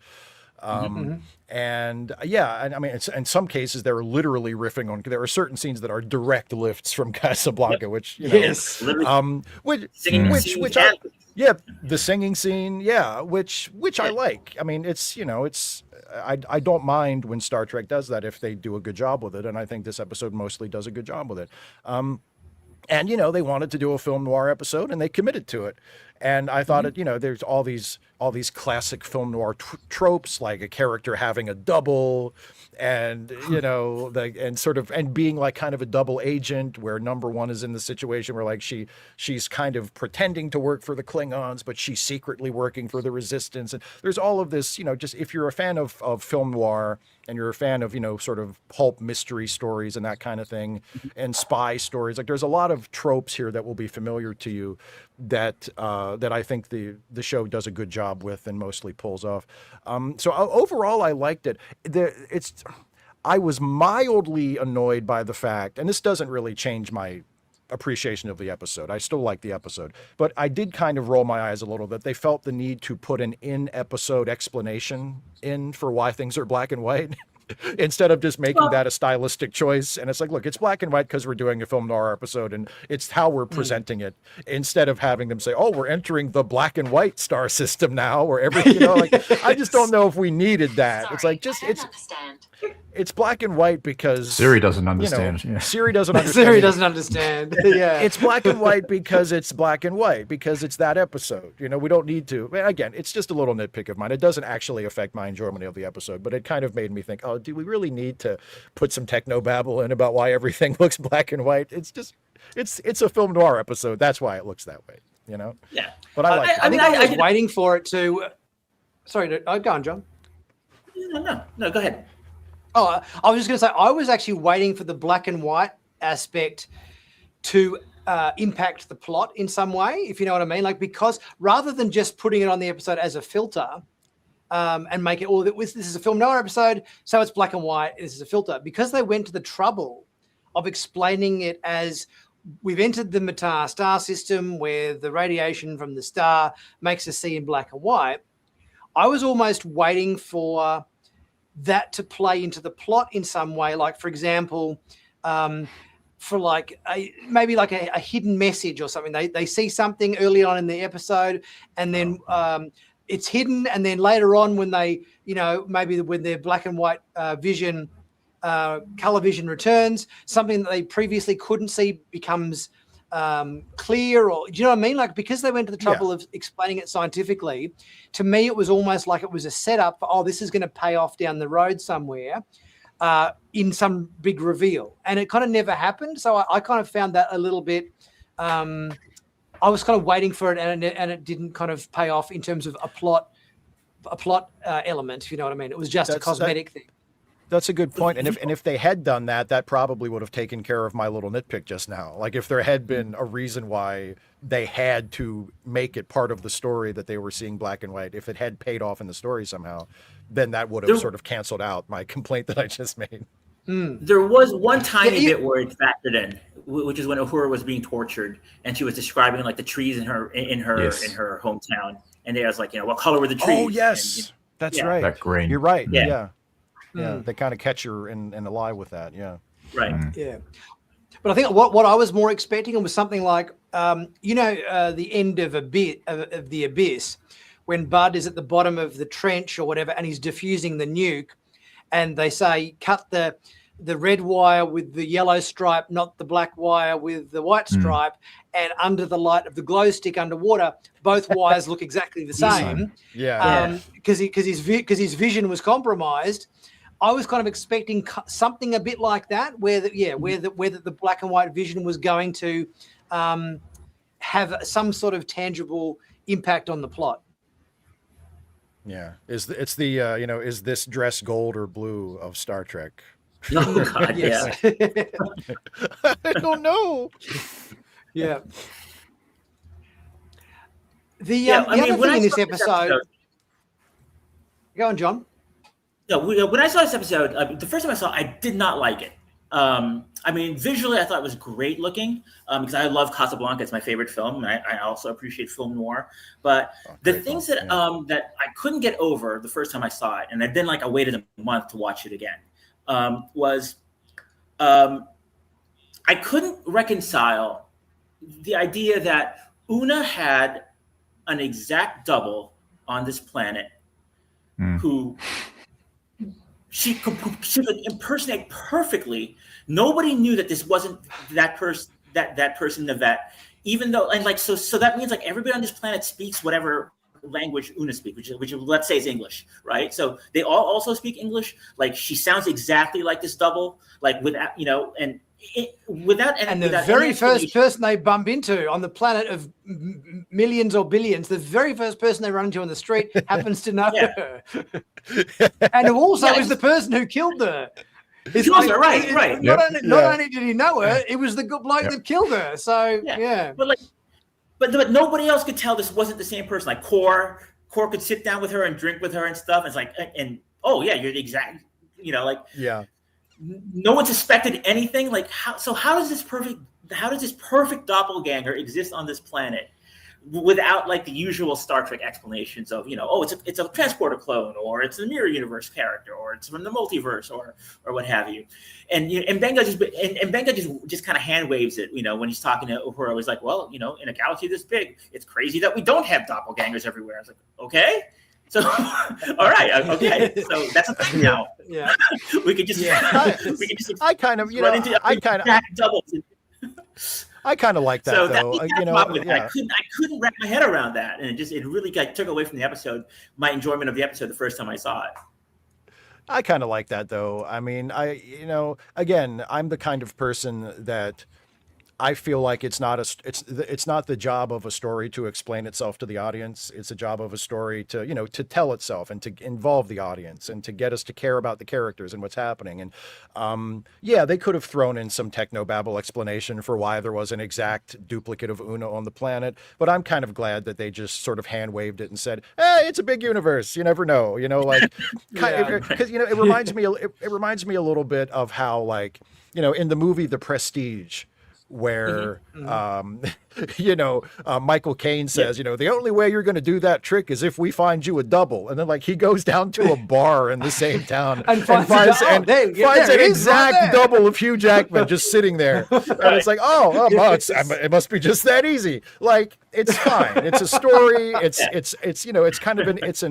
It's a heightened reality, and especially a story like this, which is explicitly trying to be like very pulp fiction and very film noir. These things happen. It's a heightened reality. Right. It's a little more, So I like I said, I was glad that they didn't make it about that. It wasn't like, oh, how is there another Una? It's like, look, there just is. Don't worry about it. That's just the way it's not about that. Like, I thought I actually kind of enjoyed that they didn't feel the need to explain that, because again, I feel like Star Trek has a tendency sometimes to over explain when it could just be like, hey, this is just a thing, let's get on with it and tell the story. Yeah. What did everybody think about Commander Core and this kind of bringing him into this? I had a big problem with that because, correct me if I'm wrong, but I didn't see anything in his performance that made me believe it was the same character as this. It was because this is Core from the original series. Right. I was trying to see something in Damore Barnes' performance as Core to lead me to believe that this is the same character, but there was nothing about. I think that was a mistake. I think if they had just made him, this is the new Klingon, Kafred or something, I don't know. You wouldn't have thought twice about it. Right. But do you know what I mean? Like, just make him a Klingon that we've never seen before. He's the boss of the planet or whatever. Fine, perfectly fine. And under that pretense, perfectly fine job. But to make him such a recognizable Klingon from the original series, I think was a mistake because I didn't see anything in his performance that reminded me of that same character. I mean, you're right that it didn't have to be Core. Like, this character could have been anybody. And in principle, I agree with you, because I'm the kind of fan that, just create new characters. Like, this is, even though it's a prequel to another show, like, this is your show. Not everybody has to be a character from the other show. Like, you can just make up new characters. And when Strange New Worlds does that, for the most part, they do a really good job. So this could have just been another Klingon guy that we've never seen in another Star Trek show. And 100%. There you go. But there's the contrarian Star Trek fan in me that is so tired of the obsession with canon and the obsession with making everything match everything else, that I kind of respect that they said, no, this is Core, but they also made him act very differently from the other versions of Core that we've seen. I kind of respect that, just in a kind of meta level. Like, it doesn't really affect my enjoyment of the show at all, but watching it as a fan of Star Trek as a franchise, and knowing how certain fans get hung up on stuff like that, and how at times it seemed like the creators are sort of, nervous about upsetting those fans and willing to sort of go out of their way to make sure that fans like that are placated. I kind of respect the fact that they said, no, you know what? This is Core. this is core, and this other guy who seems like a totally different guy from the other show, he's core too. They're both core. Deal with it. I kind of respect that in this era where it's so often they go in the extreme opposite direction. And just purely as a performance and as a character, I liked him. I thought he was a good antagonist for the episode. I think I probably would have gone with it more because it did seem quite odd to me. I'm not sure what you guys thought about this, is the fact that we don't really ever see Klingon males unless they're children that don't have any facial hair. Like Klingon adult males always have at least normally mustache and beard, certainly one or the other, if not both. And if they don't, they're either women or, like, I think Alexander or whatever, Worf's son, when he was a teenager, didn't have a beard and a mustache. But, like, if it's an adult male Klingon, they've got beard and a mustache. So I kind of felt like that was a little bit like having a Vulcan in an episode that didn't have pointy ears. It sort of seemed a little bit unusual to me. And before I'd seen this episode and I'd seen a production still of this character, I actually thought it was a female Klingon character because of that. Did you guys have any kind of similar reaction or didn't bother you? Yeah, I didn't actually think about that Klingon males usually have facial hair. Yeah, that didn't occur to me. I mean, but core was the other thing where, it's just a lot of work for me to reconcile. And it's like in an episode where I was already like struggling with some of the conceits that were at the very heart of the episode that made the episode work in terms of its story, throwing in this other character, throwing in core and making me also work for that. And the first viewing annoyed the shit out of me, but I've come to appreciate the episode since then. Like, I admire a lot about it, actually. Yeah.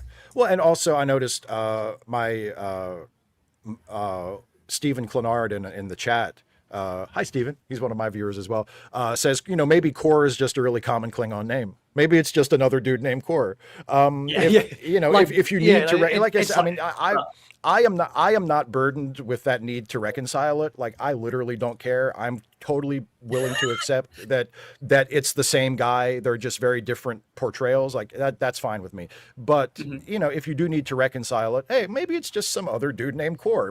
Maybe there's other Spocks on Vulcan, that are completely different guys that we just never see. And Mbenga did say it was the same guy because Mbenga like literally described him as like he's in he does. Yeah, that's true. Yeah, but again, like I'm never. And again, it's perfectly fine to be the way you are with it too, John. I'm not saying you're doing it wrong, but like, for me personally, and the mind scanner also. The mind scanner is another dead giveaway. Oh, that he mentions the mind scanner. Yeah. Uses the mind scanner. They use it, but like, yeah, I'm always, I'm always aware at some level that this is a work of fiction, that this is these characters, these creators, interpretation of this. And if, they say this is Core and he's a lot different than the other Core, I'm completely fine with that because it's all made up anyway. I live by the Mystery Science Theater motto of repeat to yourself, it's just a show. I should really just relax. Yeah. Just a very quick shout out, Sir Dreadwolf, aka a good buddy of mine, Darren, has gifted 5 Sci-Finatics memberships to people in the chat. So thank you so much, Dread. Thanks, mate. Much appreciated, and I hope you guys in the chat, take advantage of that. Much appreciated.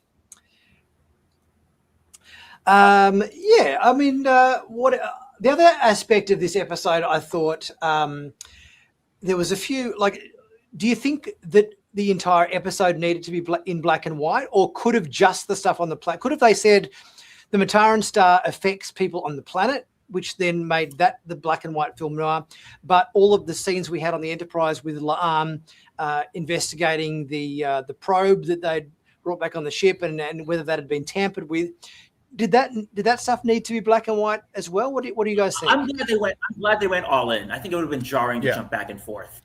I agree. Because of how stark the black and white was. I think just jumping back into the show's brilliant colors would have been really, really disorienting. So just going all in on black and white and just making it. This is what this episode is. It's a film noir. it's a film noir for everybody, and and everybody has to deal with it. Everybody has to. And then great. doing it the way they did it, also you get that nice effect at the end of where it kind of gradually fades back into color as they're emerging from the system. I thought that was a nice effect, and that would have really been spoiled if you had been cutting back and forth between color and black and white the whole time. That would have spoiled the significance of that. So, yeah. Did anyone have an issue with the fact that Una could read, like she read the alien tablet with all the names on it, and yes, I had all that stuff. Did you like?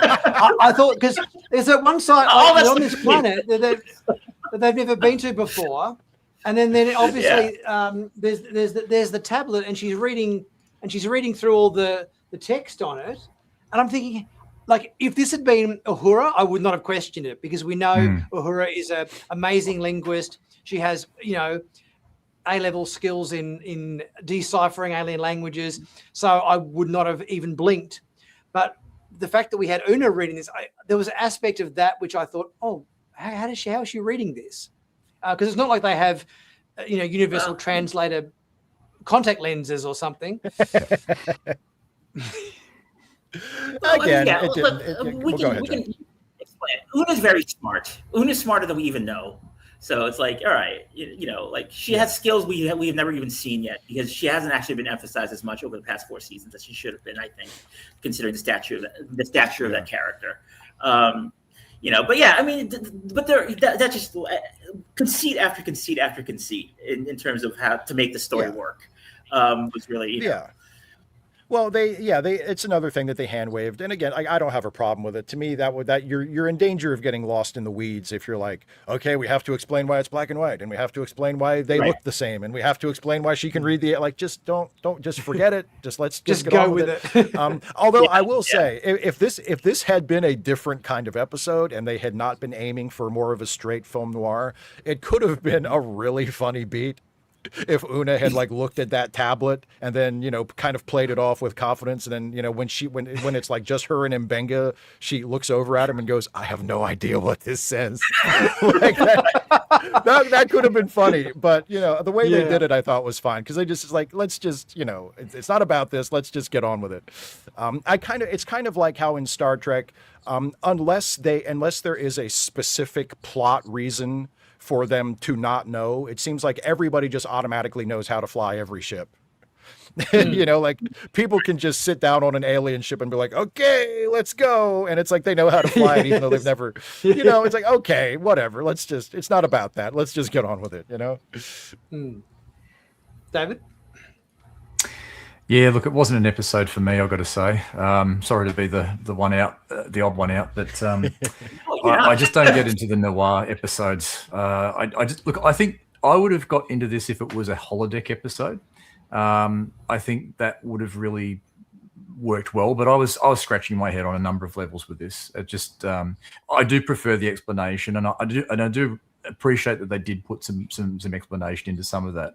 But yeah, it just didn't really gel for me. I think they were trying to achieve too much with it. But maybe it would be something that would improve with subsequent watchings. But from an initial watch, I just wasn't my cup of tea, I guess. Yeah. What did you guys think of the B story in terms of the whole investigation over the probe thing, and obviously the fact that turned out to be Chapel tampering with the probe data from her? I think it was her previous commanding officer aboard the USS Yang. They'd obviously had to cross over into Klingon territory on a medical mission to help save lives or whatever it was. And then, they think, well, we really shouldn't have done that because, it risked a galactic incident and it could have reignited the Klingon War and everything. But we needed to go over and stick a few Band-Aids on a few, skinned knees. So let's do that, and then we'll come back and then we'll get into the probe and cover it all up. Obviously raises questions about the whole, do you follow orders regardless of what they are, or do you do the right thing and help sick people out with medical aid if they need to, even if it means breaking a few rules? It kind of gets into the whole needs of the many versus needs of the few debate, doesn't it? Yeah, Level and one. I think I thought it was fine for a subplot. I mean, I think it matches up well with the film noir vibe of the main story, because film noir stories are often about, good people who find themselves pushed by circumstances to do morally questionable things. And that's kind of the situation in that subplot. So I feel like they found a way to, to have a B plot in the episode that still felt of a piece with the whole film noir gimmick of the show. So I thought it was fine. Yeah, we found out that Scotty likes mustard. Yes. And The most important part, yes. yeah. He And had a he's really sharing good his chicken sandwich with Ortega's as well. Like Yes. they both had the same sandwich, and they're really buddies. buddying up They're now. buddies. Yeah. They're Cuban pals. sandwich.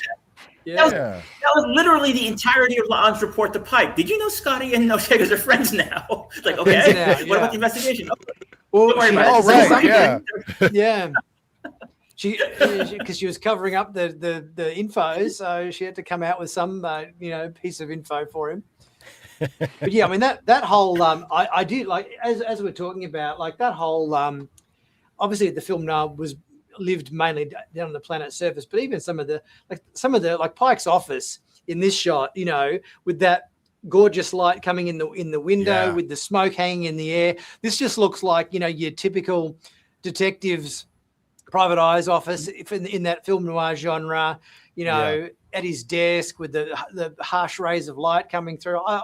I did appreciate the photography in this episode. I thought that was very well crafted. Yeah, and If I have a episodes nitpick like about this. film noir, especially on the Enterprise, I think somebody should have acknowledged how weird it is to not have color in your life, even for however long. Like everybody just seemed like it was just another day at the office. Well, now, didn't Uhura say at the start when they're on the shuttle, like I'm having trouble getting used to this, or what? She made some reference at the beginning where she was kind of When like they were doing the transition, a bit woozy or whatever, when they were flying to recover the probe or whatever it was.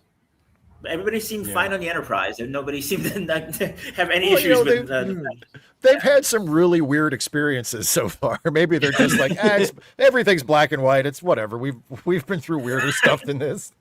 It reminded me a bit of what they did with in June Part 2 with Giddy Prime, where they said they had that in that same black and white tone. It had quite an interesting look to it. Yeah. The other thing I thought in this episode, when I saw this shot in one of the trailers, because it's a shot with 5 Klingons or 4 Klingons in it, I actually thought, are they throwing one TOS style non-bumpy foreheaded Klingon into the mix to sort of try to because I thought, are these all Klingons or whatever. I initially thought, are they trying to sprinkle a few seeds in here just to connect it with TOS a little bit before we get to TOS, that in a group of 5 Klingons we've got one of the smooth-headed ones, but that wasn't the case. No, but I thought that's where they're going. I'm happy that they seem to have said, our Klingons look like this, and that's that. They're not fussing with it too much. Yes. Yeah.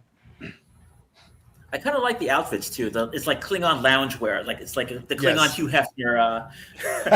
I agree. They're very sparkly smoking robe or whatever it is, look. Yeah. Yeah. Oh, did you notice when they showed the mind scanner? They showed like the very tip of the mind scanner, and it's like ridged. It looks like Geordi's visor. Which I thought was actually, I did think that it was like Geordi's visor, but a small version. Yes. I think I'll see if do I have a shot of that here somewhere? I probably do if I can find it amongst all my frame grabs.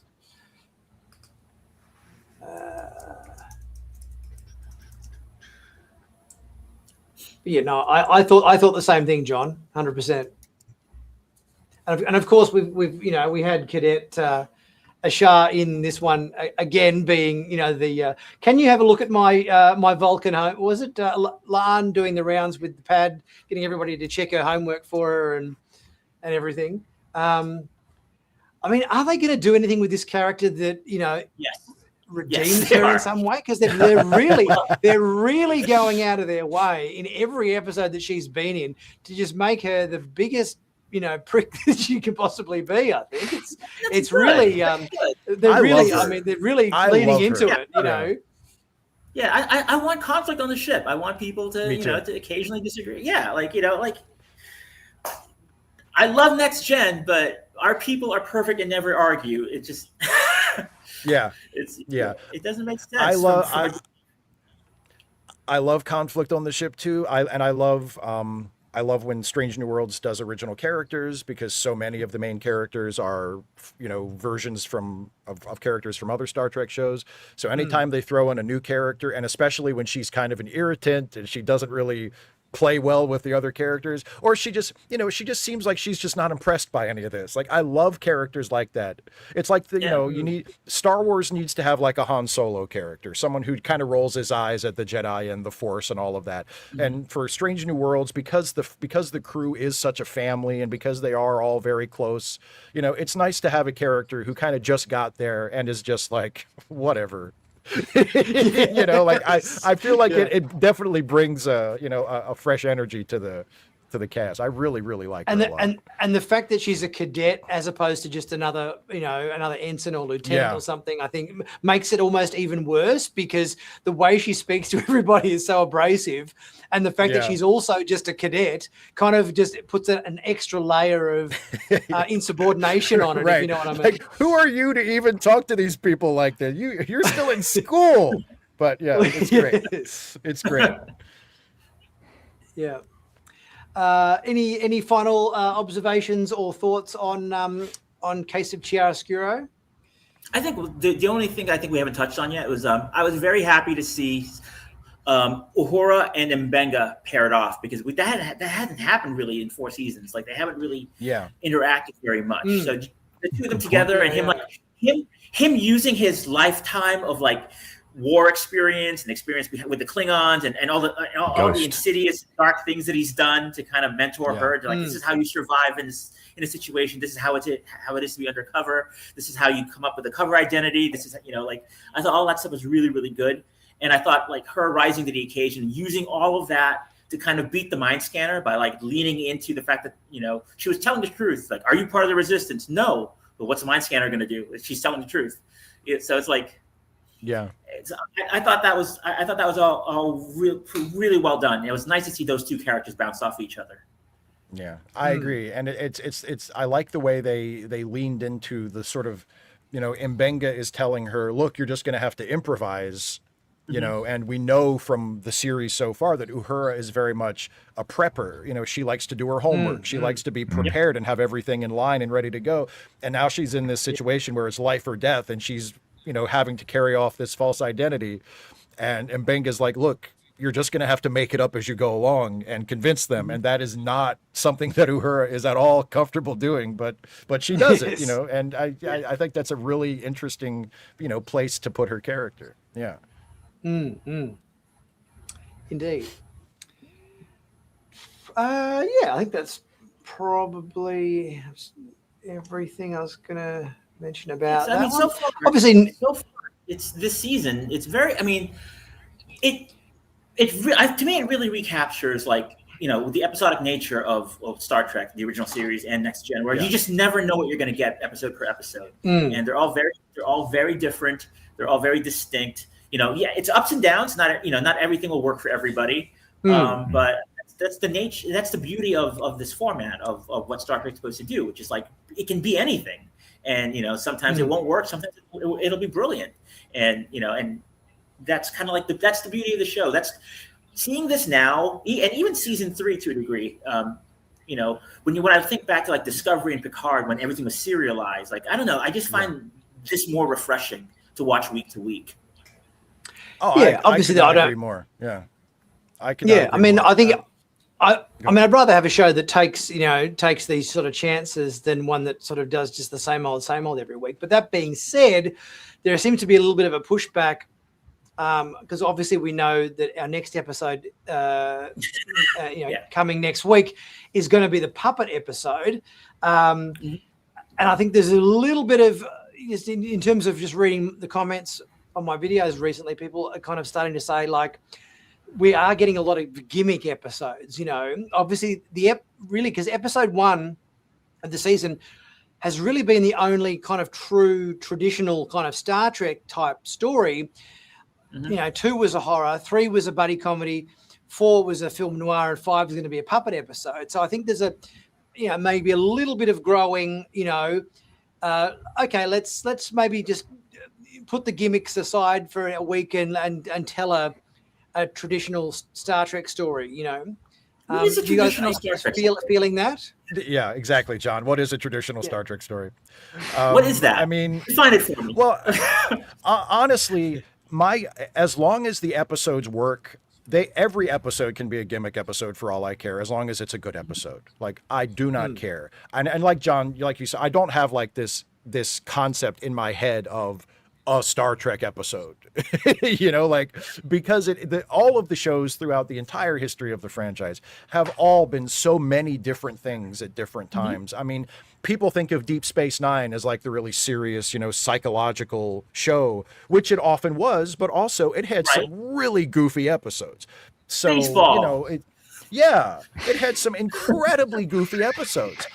So, like, there is no such thing. Yeah, exactly. All those variety shows are like sitcoms, and so it's always been many different things, depending on what it was that week. And for me, like, last year with Strange New Worlds, it didn't hit the mark most of the time. And my problem with it wasn't that it did too many gimmick episodes. My problem was that the episodes weren't good enough. But this season so far, I have... If the episodes are good, they can be gimmicky episodes. First and foremost, it's a good episode. Yeah. This season so far, I have liked every episode. Some of them I have liked very, very much. Others I have, not liked as much, but I've liked every episode that I've seen so far. I think it's been a very solid season up to the point that I've seen. And yeah, I mean, if they want to keep doing gimmick episodes, as long as they keep pulling it off, more power to them. And I definitely agree that I do think Star Trek works better as an episodic show. But then again, I have, like, just ideologically, I think TV series should always be episodic because that's the nature of it. You're showing it in one episode at a time. That's the format. And I do think that form should dictate content to an extent. So I think like a show like Star Trek, especially when they do it, and it's a streaming series and it's 10 episodes, and, even though they release the episodes one at a time on Paramount Plus instead of dropping them all at once like Netflix would do, it's each episode is its own thing, but they also want the season to have a cohesive identity unto itself. And I think the way you do that is the analogy should be that it's a series of short stories set in the same world and starring the same characters. So there is crossover, there is connective tissue, but each individual episode is its own story in the short story collection. Whereas with Picard and Discovery, they tried to make it like a novel where every episode was a chapter. And I just don't think they ever got that right. I'm not saying that it's impossible to do, because other shows have done it, or at least have done a better job than those Star Trek shows did. And even the Star Trek shows did better or worse with it as they went along. But it locks really you in tough too to pull much, off. I find. Well, it's really tough to pull off. Yeah, to have it's like a gamble. 10 or a 13. Yeah. So it's just a lot better to do it episodic, but have things that carry over from episode to episode, have things that are set up and paid off later, but each show has its own self-contained story with a beginning and a middle and an end. And Strange New Worlds, for the most part, has done really, really well with that. And like I said, so far this season, so good. David, where are you sitting on the whole, episode so far versus? Yeah, look, I think it's definitely improvement on season 3. I mean, if I sort of go back to season 3 and I try to think of what were the really good ones, Terrarium was a good one. I think the last one was a reasonable one as well, and I think the ones involving the in the Gorn, with the cliffhanger, although it was a bit, easily wrapped up, weren't too bad. But I think I'm looking forward to what they've got coming up. I think there's some interesting things that we've still yet to see in the trailer. I think I just want to get past, the obvious one. And then after that, yes, the puppet episode concerns me because it could easily go either way. It could either lean into like a Lower Decks kind of style episode, because obviously Lower Decks animation, it's going to be silly, but it depends. It's a very fine line that you walk, I think, in that kind of genre, where it can either be good in a Lower Deck style crazy way, or it can just be Star Trek on Sesame Street silly, Yeah. So yeah, it could. It's at this point, I'm just sitting back and waiting for the fan reaction to it, because I've seen the puppet episode. I know what I think about it. I'm not gonna. We won't talk about it here, but I know what I think about it. I'm just waiting to see the fan, because I expect there will be some people who will really like it. And I expect there will be some people who will do what they always do and, tear their clothes off and scream to the heavens about how Star Trek has been ruined. And, the people who make this show obviously hate Star Trek and they're doing this on purpose and blah, blah, blah. And, I'm going to be so entertained by the little fan tantrums from people. I can't believe they did a silly Star Trek episode, as though that's never happened before. So I'm looking forward to that, in addition to, the episode itself. Yeah. Very good. Yes, it will be interesting. And then I think episode 6 is meant to be the disaster episode. So I wonder if that's that's going to be inspired by what was the episode where Picard got trapped in the lift with the kids? It was just called Disaster. That was called Disaster, wasn't it? Yeah, that's right. Yeah. So I wonder if it's going to be along those kind of lines. Yeah.